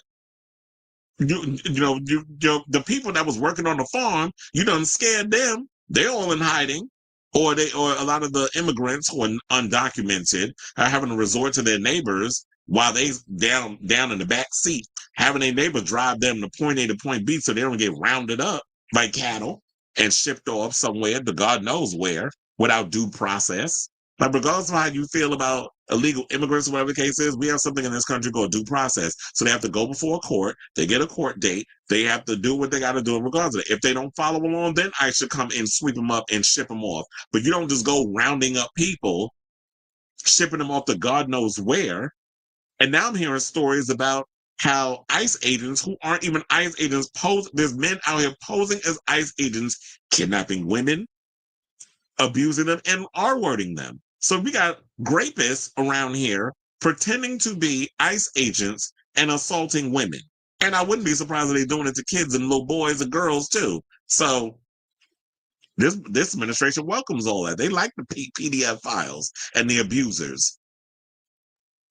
Gays for Trump is quiet, and so is everyone. Look, and don't even get me started on Pete Booty Plug, who started coming out here making excuses for Israel and all this other mess. I was like, you know what? I'm done with that, queen. And that ain't the word I wanted to use. I wanted the word to use the F word that rhymes with maggot, because he's been pissing me off lately too.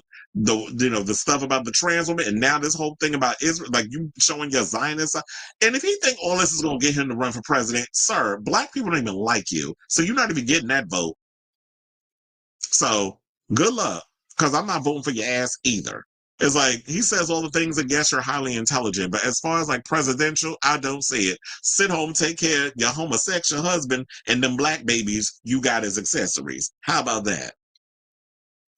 So, and all you gays for Trump, sit and spin on a dildo with blades coming out of it. American life was very different. Her kids were young. Mm-hmm.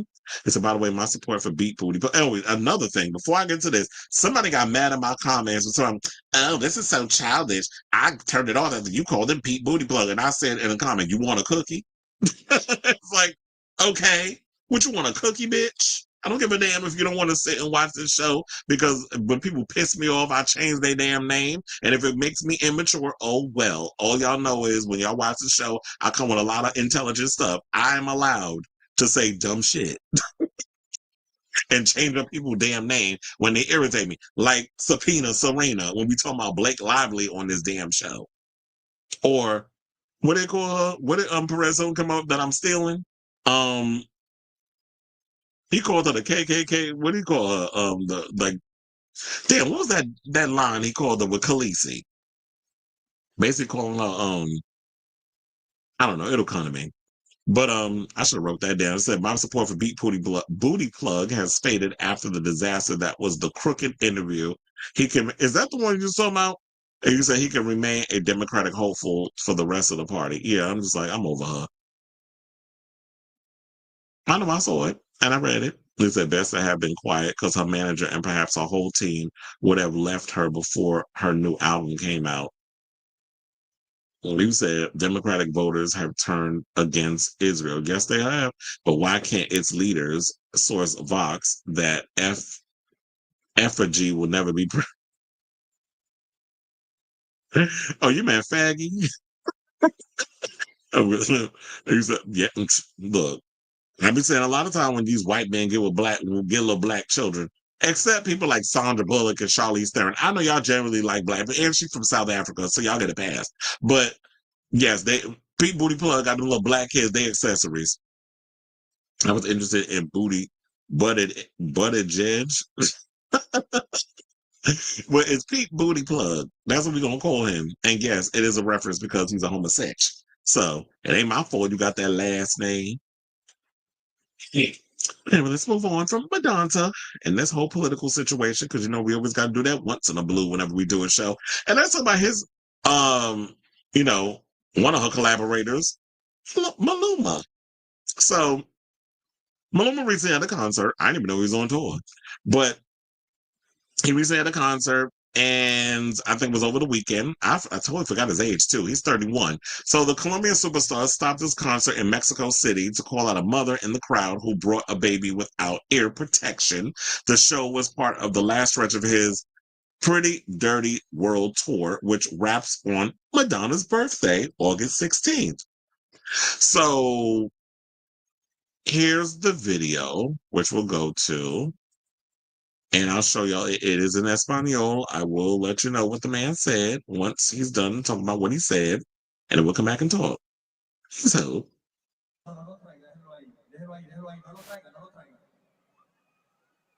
Con todo respeto,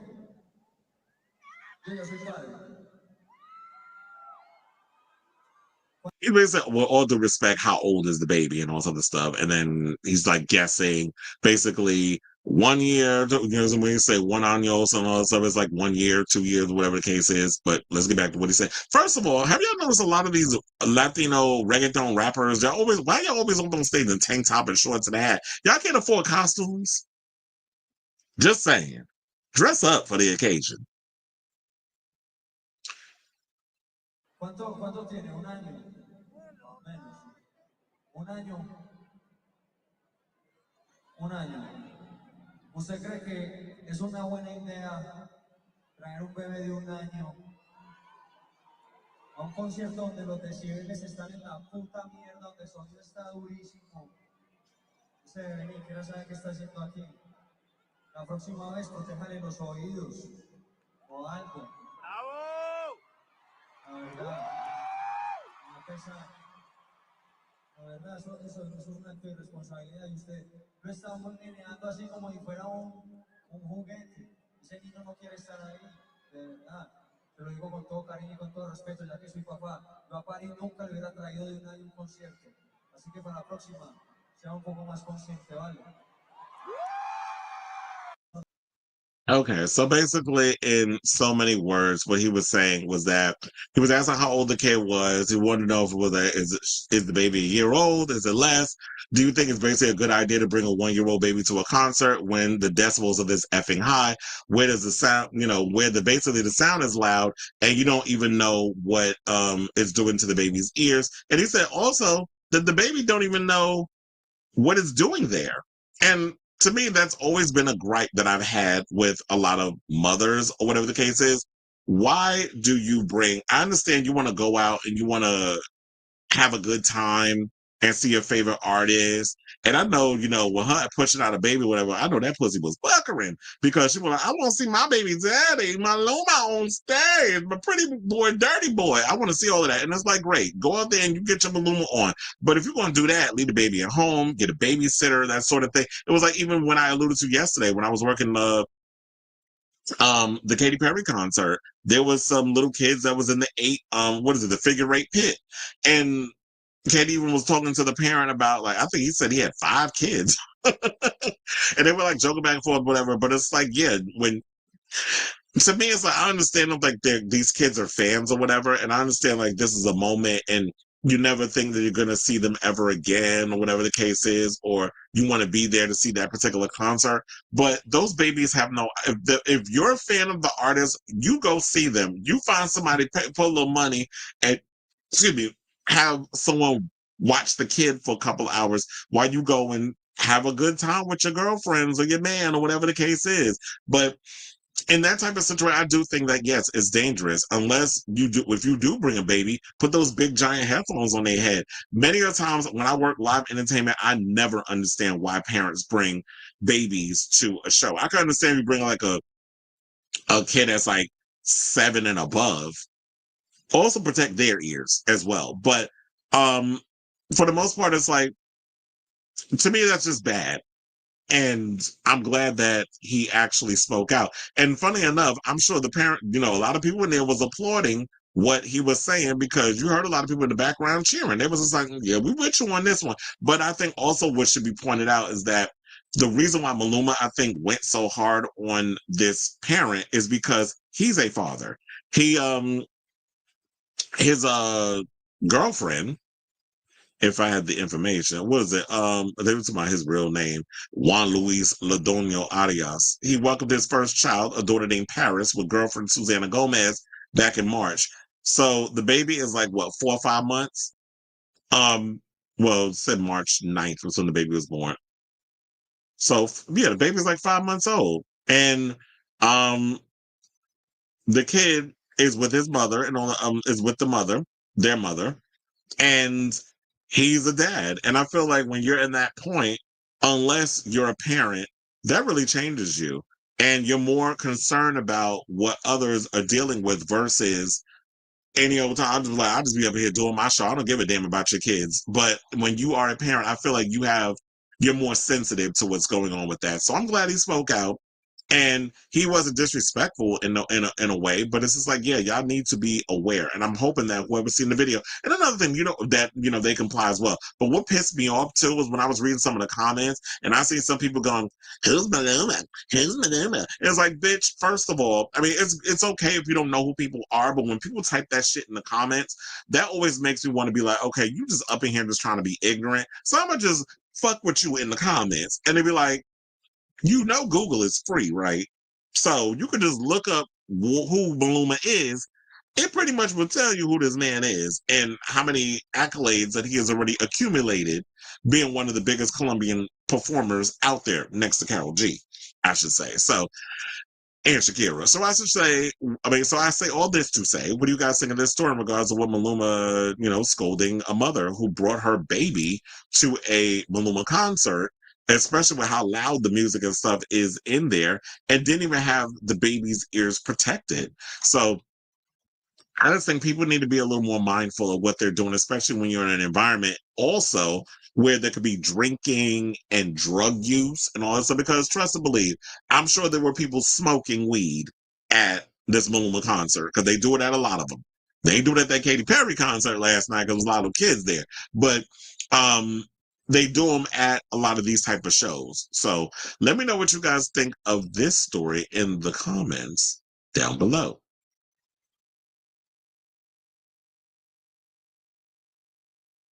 Thank you. It was Ku Klux Khaleesi. I could not remember the name of that day.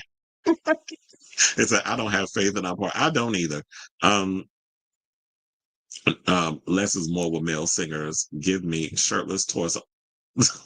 I'm like, you can wear like nice clothes, but yeah, I would like the shirtlessness.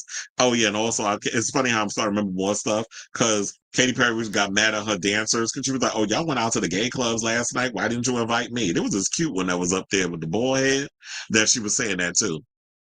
Get a babysitter. If this is in Mexico, I know for sure grandma was shaking her. And probably when she got home and seen that video, she probably had that chunkla ready for her ass. It was like, ma'am, now you know damn well you should have at least left the baby. Yeah, like what you were saying, like with the grandmother, you should have left the baby at home with her while you go off and you perform or go see Maluma. Why not? She could have watched the baby for a couple of hours. You know, a lot of the mothers and grandmothers and stuff, they love doing all of that. So anytime they can spend with the baby, they'll do it. But people just do stuff all the time without thinking clearly. All right, now since we already on this whole reggaeton conversation, let's get into this story. So Jhayco, who y'all might not know him by that name, but once upon a time he actually went by Jay Cortez. A couple of years ago, he decided to change his name to Jhayco. I always hate when artists do that. Like when y'all start out with one name and then all of a sudden when y'all start to really blow up, you go and change your name and all that other stuff. But anyway, this morning around 4 something, he ended up getting arrested because he had for drug possession. So the Puerto Rican singer, whose real name is Jesus Manuel Nieves Cortez, has been widely recognized for hit collaborations with J Balvin, Bad Bunny. He did the Daikiti, the Tarot, No Me Concose, and more. He's been on a lot of songs with Bad Bunny.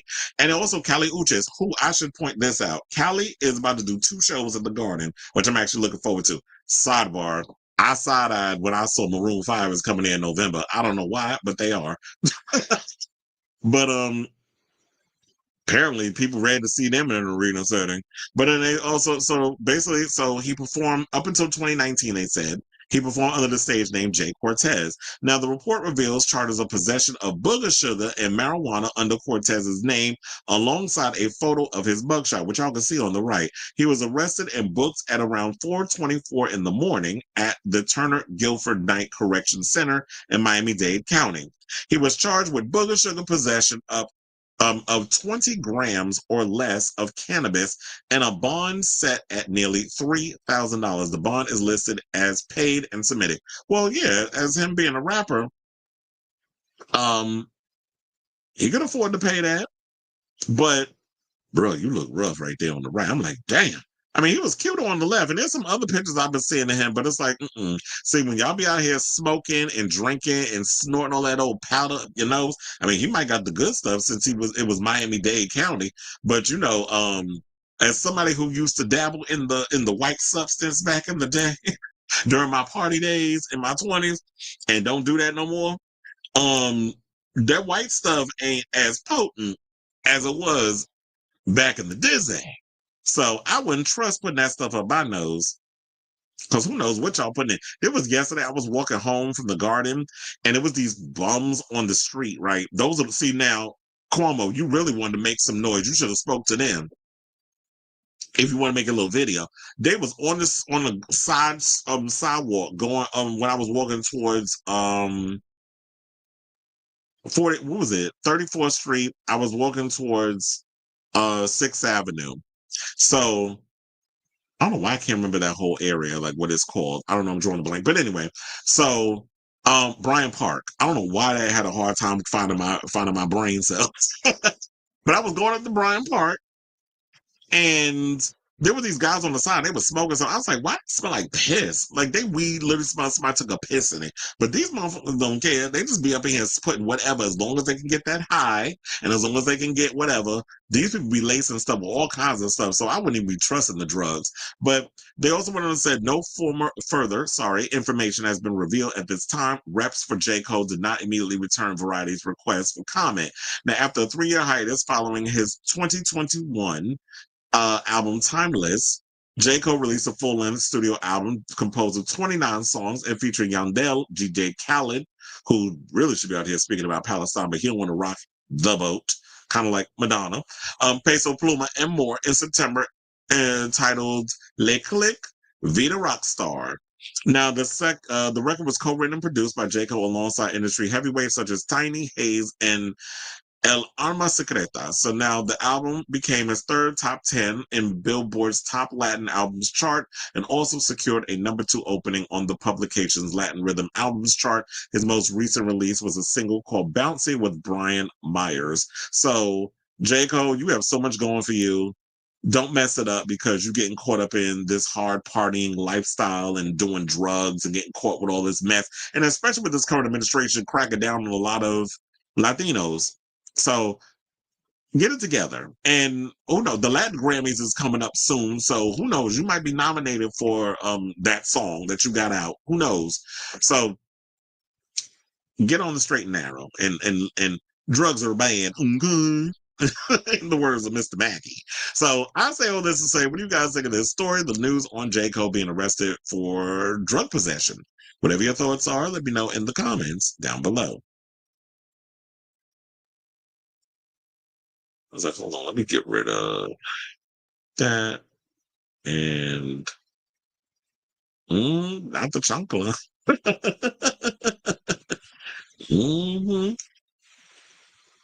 Yes, ma'am. Green eggs and ham. Okay, y'all. So now we have about 4 more topics left. Yes, our core 4, our final 4. So before we get to those final 4, can you please do me a solid, if you have not already, hit that like button. If you're new to the channel, hit that subscribe button. And also be sure to smash the notification bell so that way you know when we go live with a brand new episode of Chris Avalon Unfiltered. Later on, when this show is wrapped, the live stream, I will be putting in timestamps. I almost forgot what the hell I was doing. I'm putting in timestamps to let y'all know, like, basically, whatever topics it was your fancy, just go down into the comments, or description, I should say, and click on whichever topic you want to get on, instead of having to sit through all the banter we do during the live stream. All right, so now without further ado, let's get into some drag race news. So Bob the Drag Queen has been getting dragged on social media over a resurfaced video that he was doing on an episode of Sibling Rivalry that came about 7 years ago. I can't believe it's been 7 years that he's been doing Sibling Rivalry with Monet Exchange. So there was a video in the episode, they were making a joke about race play and saying that they found it hot. A couple of days ago, I happened to be minding my business on TikTok. I'm not sure if I happened to just come across it or somebody sent it to me. You know, I can never remember what all this other stuff. All I know is I'm so bombarded with information. I never remember how a lot of the source of it comes about. But long story short, I saw that Hart had did a video, had alluded to it. And I was like, wait, what's going on? Because I had totally forgot about the whole race play situation that happened with them in regards to that. So with all of that being said and all this resurfacing, because you know that always happens. Everything old ends up being new. You could address it till the cows come home, and Bob will address it today, which he did address it in a video, and I'm going to play that for you in a second. But years from now, somebody ain't going to remember that he addressed it. They're going to bring it up, and then he's going to have to address it again. That's the unfortunate name of the game in this situation. So anyway, he went and took the TikTok and addressed the allegations or the video. And here's what they had to say. We'll come back and talk. Please hold. I want to talk about something that's been going on TikTok regarding me, revolving around me. So 7 years ago, it's 2025 today. 7 years ago, there were some jokes on my podcast made about race play. And I was saying the jokes, and I was like, that's hot, that's hot. And to be clear, I was just joking. Now, I'm not one of those comedians who's like, I stand by every joke I've ever told. I would never apologize for a joke. I don't think that's the mark of a good comedian or a good person, for that matter. Someone who can't acknowledge their part in something, or there's something they don't stand by something they said or did in the past. And I also acknowledge that the jokes were harmful. Like, now I get that. I see that, right? Is that a joke that I find funny today? No. Is it a joke I would tell today? No. But at the time, I did tell the joke, and I did find it very funny. But I want to be clear about one thing. I have never in my life engaged in race play. Ever, never, not once. You can search high, low, every corner of the earth. You will literally never find a single person who has ever engaged in race play with me, because that has literally never happened once. Okay? Someone mentioned some photo shoots that I did back in the day, these blackface photos, which, to be honest, if I'm being fully honest, I still stand by those photos. I think they're really great photos. They were really photos that I did this photo series to depict how it felt to perform as a Black person in front of white audiences. Because I was working in New York City years ago in Chelsea. I love working on those bars too. In Chelsea and in the West Village. And my audiences were mixed. There were like Black audiences, white audiences. But then I performed this bar uptown called No Parking. And if you remember No Parking, you remember No Parking. It was a Black club uptown. And it was like a Black and Hispanic club, but mostly a Black club uptown. Mm-hmm. And I performed there with Honey Davenport, actually. Shout out to my sister Honey Davenport. I know. I remember performing there and be like, oh my God, this is such a different experience, because the audience is like exclusively a Black audience. And I remember thinking to myself, oh my God, this feels so much different than when I'm performing for a mixed audience, like I was doing in Chelsea. And that's what those photos were for. My only wish that if I can go back and change anything, I did them with this photographer named Magnus Hastings. He's a celebrity photographer, and he was doing photos in New York City. And I was like, oh, I want to do a photo with Magnus Hastings. This is my idea that I have. I wish I can go back and do it with a Black photographer, but hindsight's 2020. But I do want to be clear about some things. Again, I know the clip is out there, and I'm not denying that the clip was said. It's my voice. It's not AI. It is my voice. It was 7 years ago. It was a joke that was told on my podcast. Then I was agreeing with the joke and going along with the joke. And even then, in that moment, I cleared up that I don't do that, that I haven't done that. But that seems to be unclear. And it's not. I'm not one of the folks who's like, y'all just don't get humor. Maybe the joke just wasn't funny to you. And at the time, to me, it was funny. Today, I probably wouldn't laugh at it. Actually, today I wouldn't. But I did tell the joke. So, I mean, I hope this clears it up for you. Well, I do feel like, yeah, it did. So I hope we can all move on from this. Finally. But yeah, it's like, look, when you know better, you do better. a lot of us have said and done some things that we're not necessarily proud of. I know at the time I was like, oh yeah, it was funny, haha, hee hee, whatever the case is. But excuse me, but in this day and age, it's like, yeah, the whole race play thing it's a very sensitive, touchy subject. A lot of people don't want to be out here thinking like, oh, you like when white people call you the N-word while he hitting it from the back or whatever kind of situation y'all got going on. It's like, yeah, you got to be very mindful of some of the stuff. But I know like those type of jokes, it doesn't really resonate well with a lot of people. So how do you make a race play joke, especially when you Black, funny? Especially because we're in a sensitive time where anytime we get any kind of Black celebrity representation and we see that they're in a relationship with someone, the first thing I think a lot of people look at is they run to white men for validation, or they want to get in a relationship with someone who's white or someone who is racially ambiguous. Like recently, we talked about Billy Porter's new man, and Billy Porter man up in there with all them hugging up on each other, him making the comments. It's like, yeah, his husband was white. The guy that he was dating, I don't know what his nationality is, but he ain't Black. And I think, there's a deep rooted thing there, especially when it comes to Black queer people who are out and proud and of themselves.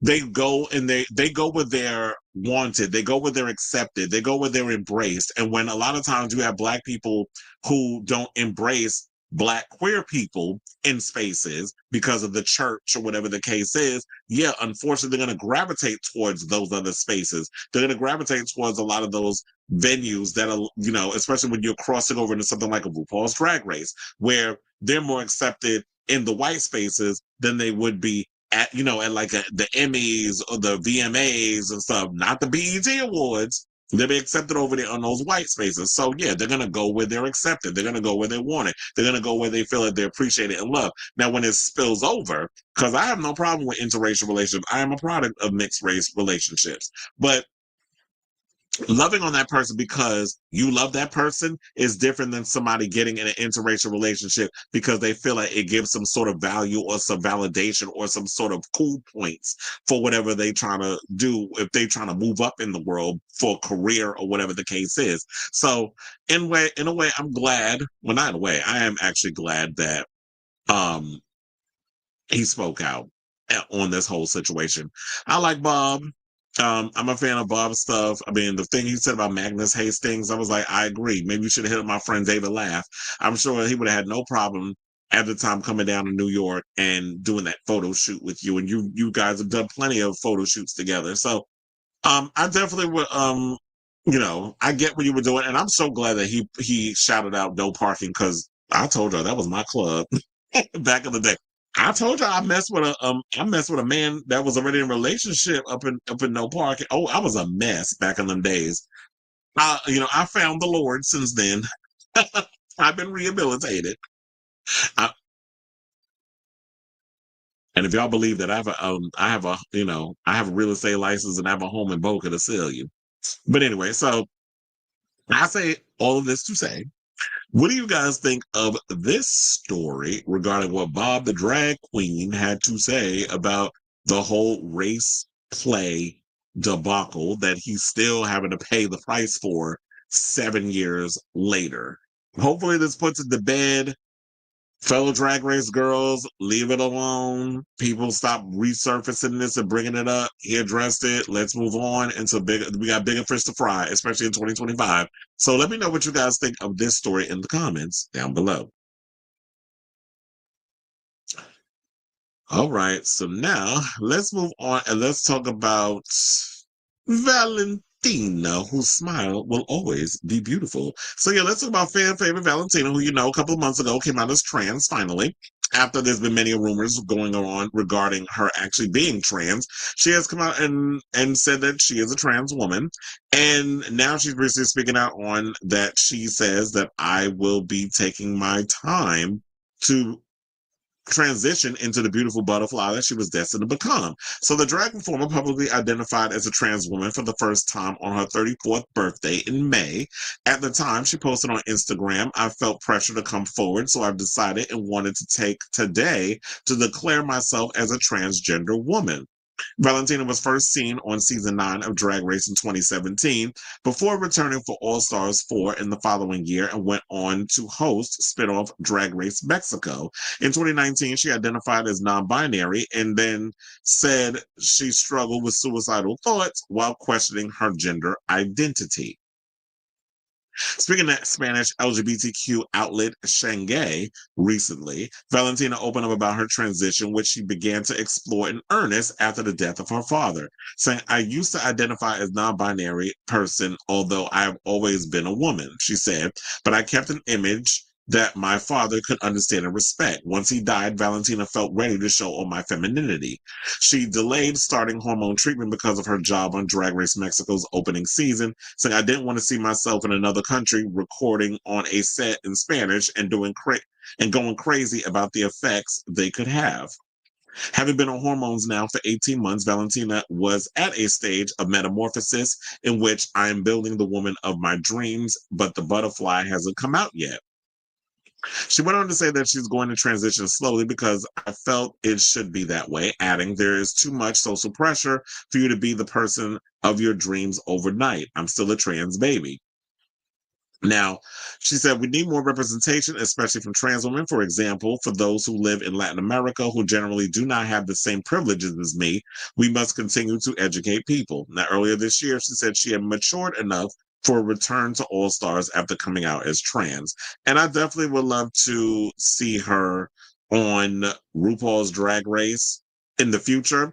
I actually like this idea she spoke out on this because one of the things I realized is that there seems to be a lot of the reasons why a lot of people don't either fully come out or find love in relationship because, or even transition, because it's like you're living for your parents. You don't want to disappoint your parents. And I remember there was a period in my life where I was like that too. It's like, well, I prevented myself from giving full-on love in relationships to other people because I feared and I worried about what other people in my family thought, particularly my parents or whatever the case is. So we've come a long way since then, but for the most part, it's just like I've always kind of felt that way. So I can totally understand like what Valentina's going through, especially when you're dealing with coming out as gay and then you're non-binary, but you've always felt deep down inside that you're a trans woman. But then, you do hear from some people where it's like they can accept you being gay, but please don't go over and become a woman. Or you hear a lot of that, especially in family of color type situations. So maybe Valentina heard that and unfortunately waited until her father died for her to want to fully become the person that she wants to become. So with her saying to me that she's going to transition slowly, I feel like this is also maybe in the back of her mind, she still is thinking about those traumatic situations that she had to endure from maybe something her father said.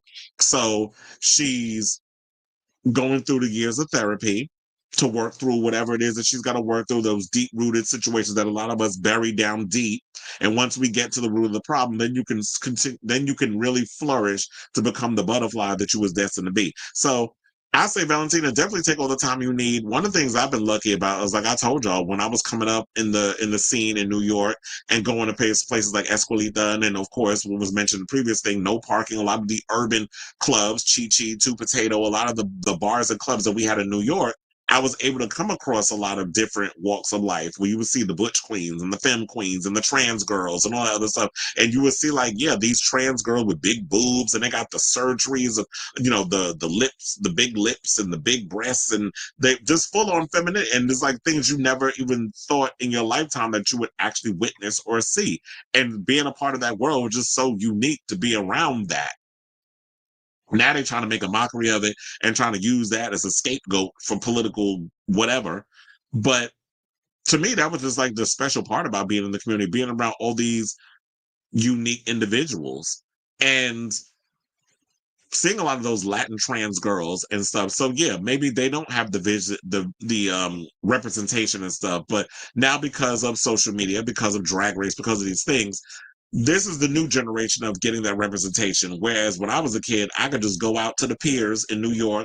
I can go into the bars and the clubs and be around that and witness the things that a lot of the younger generation, unfortunately, is not able to get to be a part of until they could get to be a certain age. So they have to live vicariously through whoever is the representation on their TV screens. So good luck to you, Valentina. I'll definitely be rooting for you on the sidelines and all that good stuff. So I say all this to say, what do you guys think of this story regarding what Valentina had to say about her taking her sweet time transition? And I'm here for it. So let me know what you guys think of this story in the comments down below.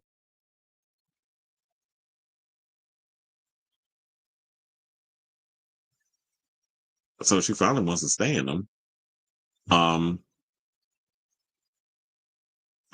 you're not going to blow up my only messy at that event. No, I was messy at many venues. A lot of us probably friends because when I was drunk, I was doing some things with, and there was this one queen, we're no longer friends. Because I realized it's like every time we was hanging out and stuff, it was like a competition type thing. And I always felt like, are you trying to compete with me when it comes to who I'm attracted to or guys, whatever. I was like, I'm not trying to be in that type of friendship. So I moved on from that. Can we talk about when you was mentioning this, were you talking about Valentina? You said so she finally wants to stay in them. So yeah. Back in the day, yeah, Chris was a hot mess up in them bars and clubs. But I wasn't the only one. I wasn't the one always out here initiating. There was guys that was pushing up on me and doing stuff too. I was just drunk and I went along with it. Yeah, I'm blaming it on the alcohol, and that's what we sticking with. But anyway, let's move on. And let's talk about Mama Ru, who has been setting the children, ablaze, or as I like to say, from my favorite queen from RuPaul's Drag Race Season 1, popping the corn and feeding the children with her recent DJ set in Texas. Now, RuPaul performed a set at the Concourse Project in Austin on Saturday, August 9th, with the drag icon, singer, and host of RuPaul's Drag Race, claiming in an Instagram video ahead of the performance that we will have a good time, Texas. Now, video of the set showed the 64-year-old, in a carousel hoodie and glasses behind the decks, blasting house music, as well as shouting his famous quote, "If you don't love yourself, honey, hell, you're going to love somebody else." So yeah, he did say that. And we do have that clip. I have to be real careful because we're going to have to cut it right after. Well, I'm going to have to mute it after he says that part because then it plays music and I don't want us to get demonetized. So let's hold on. Let's play that clip. We'll come back. Please hold. If we can get it to play, we're going to be fresh.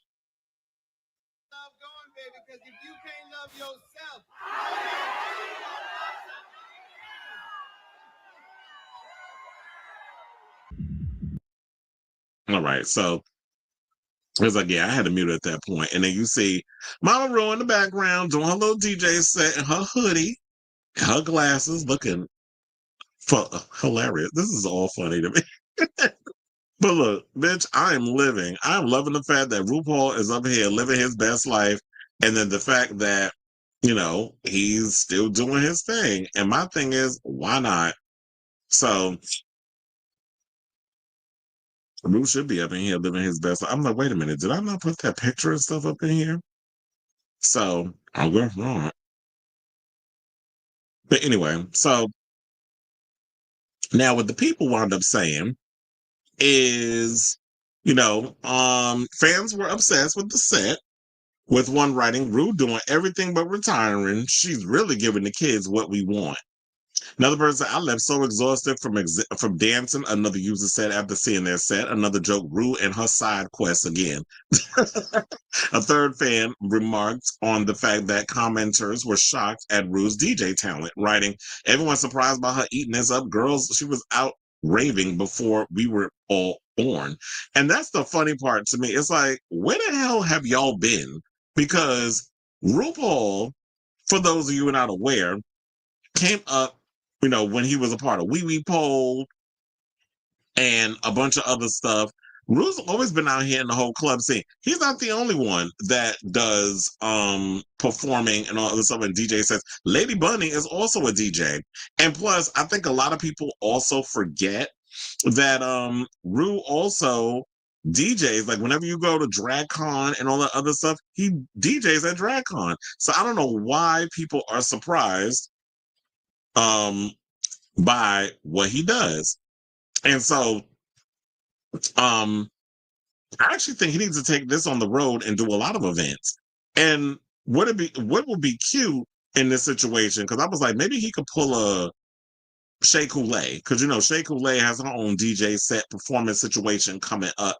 And I was like, I don't know why he doesn't do something like that. But apparently that's not, I don't know, I guess that'd be too much work. And I would have loved the fact that he can get up there and just actually be in drag and do the whole DJ set like Lady Bunny and some of the other queens and stuff out here be doing. But RuPaul, I guess, has solidified himself to the point that because in the beginning, it was always about, everybody only wanted to see RuPaul out here in the drag. And I think maybe the way he was looking at it is y'all kind of seen it as nothing more than a mockery. Like, oh, he's just some clown or some jester out here for your entertainment. And I don't think he wanted to be that anymore. So he's like, unless y'all paying me, I'm not getting in drag. So I'm gonna just get up here in my little outfit, whatever the case is. I'm gonna spit on the ones and twos and do that. And to me, you could be a DJ until you just kick the bucket. People aren't going to get on you as much about being a pop star at a certain age. But Ru could also get up there on that stage and lip sync for his life and do his songs and stuff from, his records. But he'd rather be up in here DJing. So I'm here for it. I love the, him up in here performing and all this other stuff. And they also wound up saying, oh, yeah, so that's what I said, like, and yeah, he's been up in the club scenes before. They said before we were all born. Oh, yeah, that is true. He was before I was born, too. Because Ru was born in the 60s. So I was like, yeah, he was out there clubbing and all that stuff before I was even born, too. So Ru will also be back with RuPaul's Drag Race UK for a 7th season, with the first teaser trailer revealing that the full lineup of queens competing in season 7 will be announced on the 22nd of August. So, yeah, Drag Race UK is done. Out of all the Drag Race shows, the ones I like, I like the first season. I mean, I like the original American one, of course, even though y'all know I have my love-hate relationships, particularly with the All-Stars. I like España.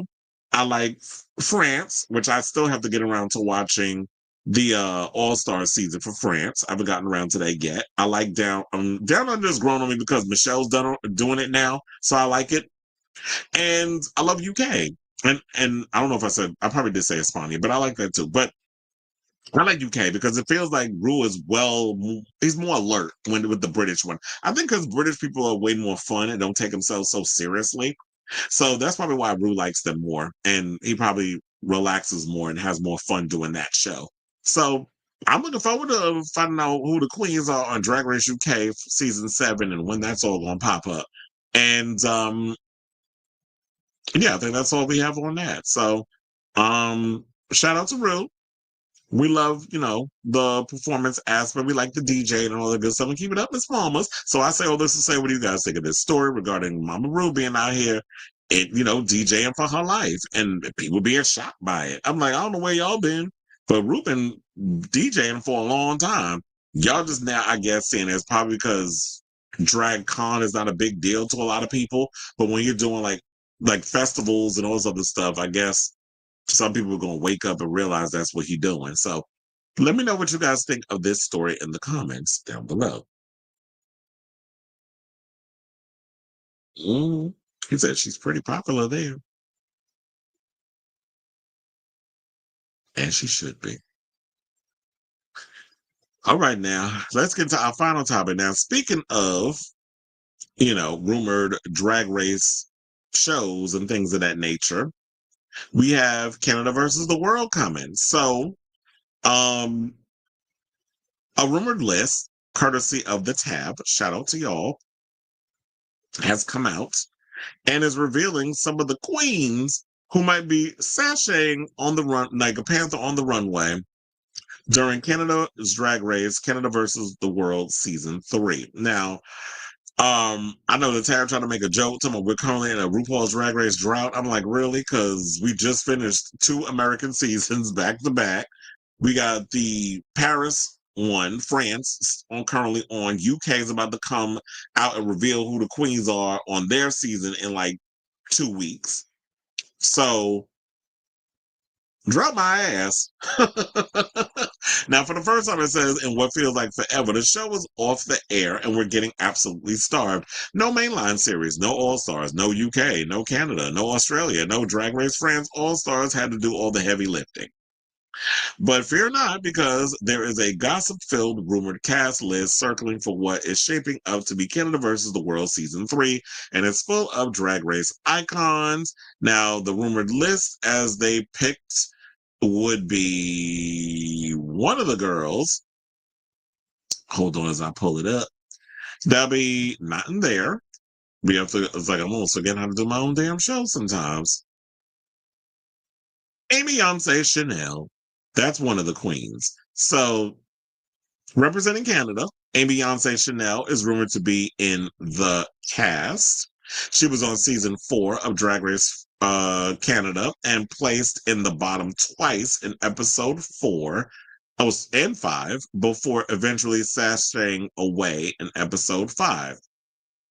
So now the next girl that they have is Kimmy Couture. So with Kimmy Couture being a part of the show, they said she's also in the lineup, and she was iconic for being the first trans contestant to compete on Drag Race when she became a fan fave on season 3. She got all the way to the final, but eventually placed joint third with Miss Fiercelicious. Well, I'm glad I ain't picked Miss Fiercelicious because she's annoying. And then the next queen we have is Near Enough. Now, I do like Near Enough because the one thing about her is you don't want to put nobody against her when it's time to lip sync because she's a lip sync assassin. Now they say if this rumored cast list for Drag Race Canada versus the World proves to be true, she is definitely a force to be reckoned with. Now, another Canadian queen that we have would be Geometric. It's funny, you know, I love a pun with a drag name, Geometric. Season 2's 4th place diva Geometric was a standout in an absolutely great Drag Race season. You know full well if this is true, she would slay and get another army of new fans as well. Now, since we got some of the Canadian queens out of the way, let's travel to the U.S. and let's talk about Pheromone. Because the rumor is that Pheromone is going to be on the new season of Drag Race. So Pheromone has been on a journey since she was last on Drag Race with All Stars 4. If she really is returning, it will be the first time she's competed while living out as a trans woman. Honestly, what a diva. I need her back on our screens. Now, here's the thing. I totally forgot that Pheromone was trans. I mean, when a lot of y'all be out here giving tuna salad, when y'all be giving puss, when y'all be giving fish, when y'all be giving tilapia, you definitely need to be up in here, you know, popping the corn and feeding the children. So I would definitely love to see Pheromone on our TV screens again, because it is definitely warranted. And to me, after her All-Star season, when she was doing that Lollapalooza challenge and she slipped and bust her butt, you definitely need to have your little redemption, I guess is what we'll call it. But then if it's Canada versus the World, it's not hosted by Ru. I think Brooklyn Heights and them does it.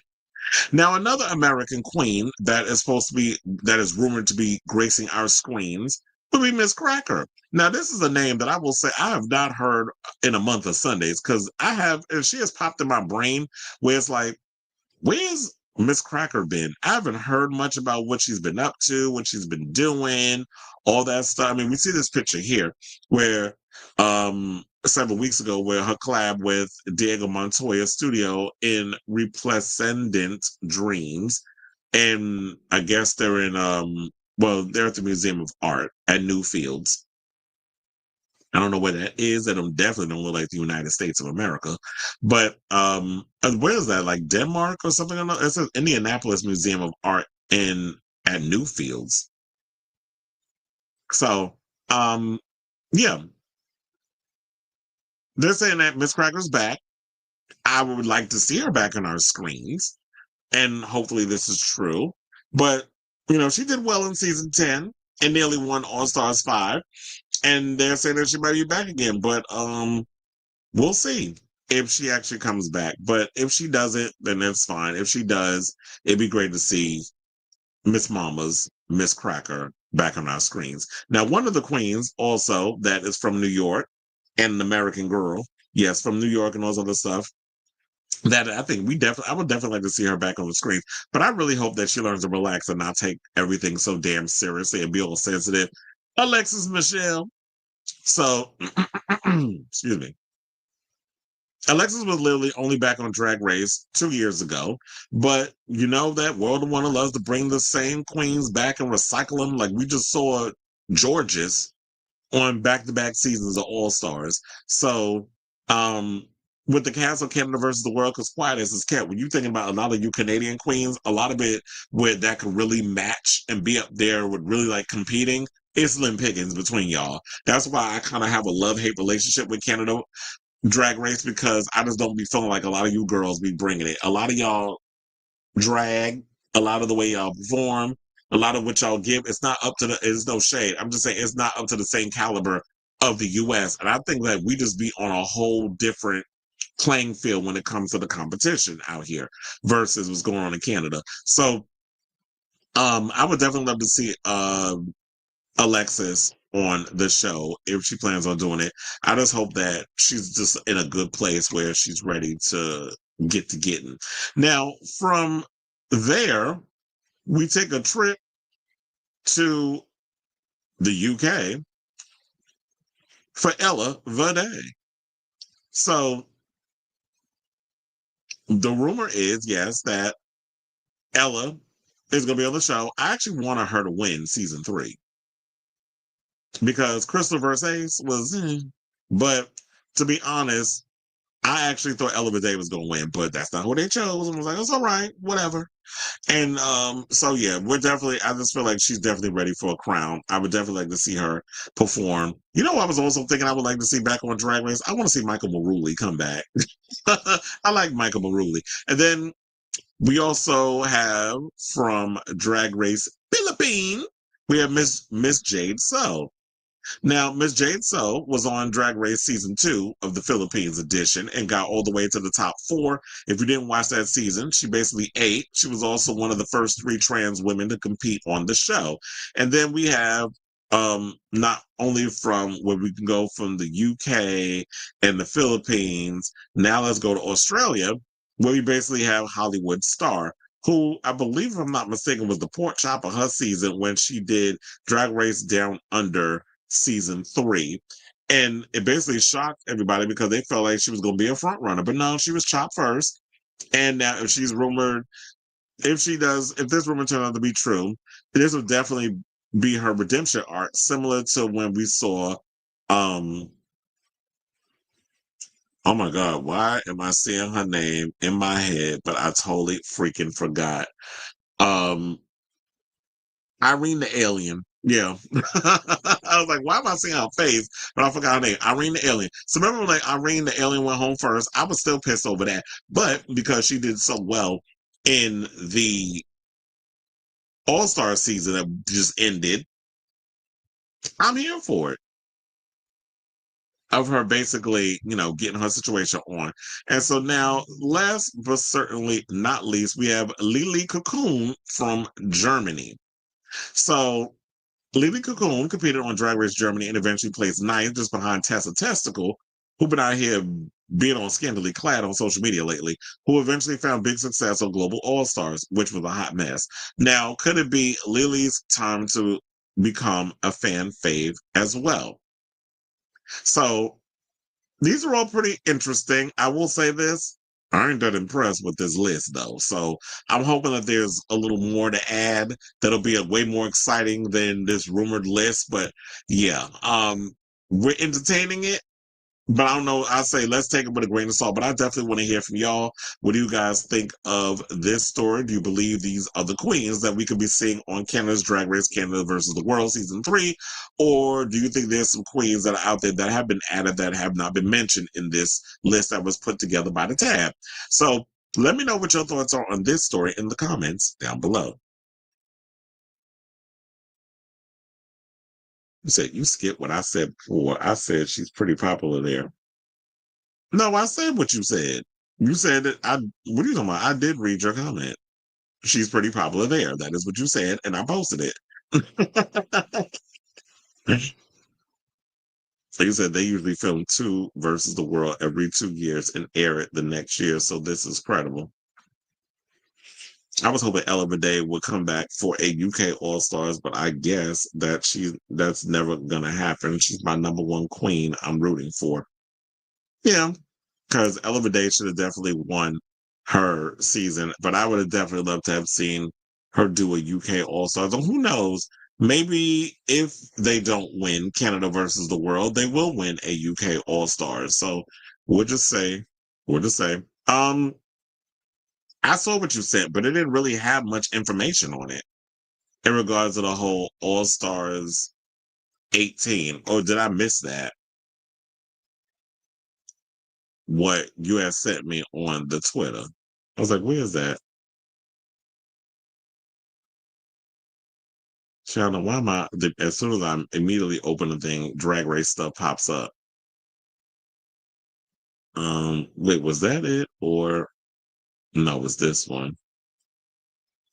Oh, with this thing, you said multiple cast members of RuPaul's Drag Race season 18 were replaced very last minute, according to insiders, due to several cases of breaching contract. I do wonder, like, what's the tea on that? I definitely want to know in regards of like them mentioning that, yeah, because people are out here breaching contracts. Now, when they had to go and reshoot the whole show, first of all, I know that people would have been tight if it's like, damn, we spent all this money for y'all to, get in drag and spending money on a budget that you have that. Like, it's just a lot that goes into being drag queens, especially on Drag Race. And y'all gonna mess all that up because y'all running your mouth? Yeah, I saw that was up there. I didn't get around to watching it though. So there's a lot of stuff I got to catch up on. But yeah, I've been so busy. I haven't had time to like really get into watching a lot of the shows that I need to be watching. So allegedly there's a Discord server where a bunch of the Reddit leakers spilled tea. PTT is pink tables. Yeah, I was like, what is PTT? Wait, wasn't that the name of the show that they were going to come out with the drag queens on an episode of Drag Race where they were doing like the whole table talk situation? He says some of the queens that are allegedly on this next season are very interesting. This could mean the runways are going to be. What is that, orange? Why am I drawing a blank with all of that? So it's like, look, I do wonder like how they made that work though, where they were talking about that all the season 8, that a lot of the season 18 queens were replaced very last minute, according to insiders. So I'm wondering, were they replaced before what's the word? Before they actually started shooting? Like there were other queens they had in mind, but then they had to go in and kind of do like a whole shuffle situation. I do wonder if that's what they mean. Not booty cheeks, says they. Oh, are you saying the runways are gonna be ass? Oh yeah, well we'll see how all that turns out, and if we get some leaked tea regarding that. So I'll definitely be checking that out. But I did see recently that there was some people out here. There was a video of Utica spilling that they told him to dress up as Utica instead of Ethan, and then Law was like, "Oh, I wish you should have came out here as Ethan rather than Utica because of him being in the bottom." And he was like, "They told me to come out there dressed like that." That was production being messy because they know being a part of Drag Race that was going to bring in some fandom. So, and then there was another video I saw of this girl who came out and sang a Pink song. I don't know what show she was on, and they said, "Oh, you should have came out and sang something." She was like, "Y'all told me to sing a Pink song." And then it's funny how it's like, they didn't tell you anything, sis. The judges didn't tell you. It's production. So y'all need to be specific in who y'all go and say somebody told you something when it was production behind the scenes being messy because they trying to create a narrative and get you to spaz out versus the actual judges who probably had no idea that you were going to come dressed up as Utica or that you were going to come and sing that Pink song. And I think the only reason why they told that girl to sing a Pink song is because her whole look and everything resembled Pink. So go sing a Pink song. But I'm like, that's not me though. Why am I going to come out here and sing a song of someone who already exists because we have a similar look? They did a Pink table talk. Yeah, that's why I was like, I remember. That was like Pink table. Isn't that like they took that from that whole episode of Drag Race. So now you name yourself, because they do it all the time where they'll name themselves based off of a slogan or something from a TV show. So that's when Scarlet Envy lied and said they gave her good. Oh yeah, I remember. And then isn't that when she went home? Oh yep, she got eliminated. Speaking of which, then they say something or another that Scarlet Envy is on. Isn't Scarlet Envy on All Stars 11? I think she is, if I'm not mistaken. But anyway, y'all. All right, so now we are at the end of today's show. I want to thank you all for tuning in to the latest episode of Chris Avalon Unfiltered. If you have not already, please hit that like button. If you are new to the channel, hit that subscribe button. And also, be sure to smash the notification bell so that way you know when we go live with a brand new episode of Chris Avalon Unfiltered. I'll be back on Thursday. I won't be on tomorrow because I have an event to do. So yeah, I'll be back on Thursday with a brand new episode of the show. So yeah, look out for that. Love you all for who's been kicking with me for the past 3+ hours on this particular episode. Hit like, subscribe, all that good stuff. Love you all for watching. Thank you all for your support. And until next time, ciao, darlings.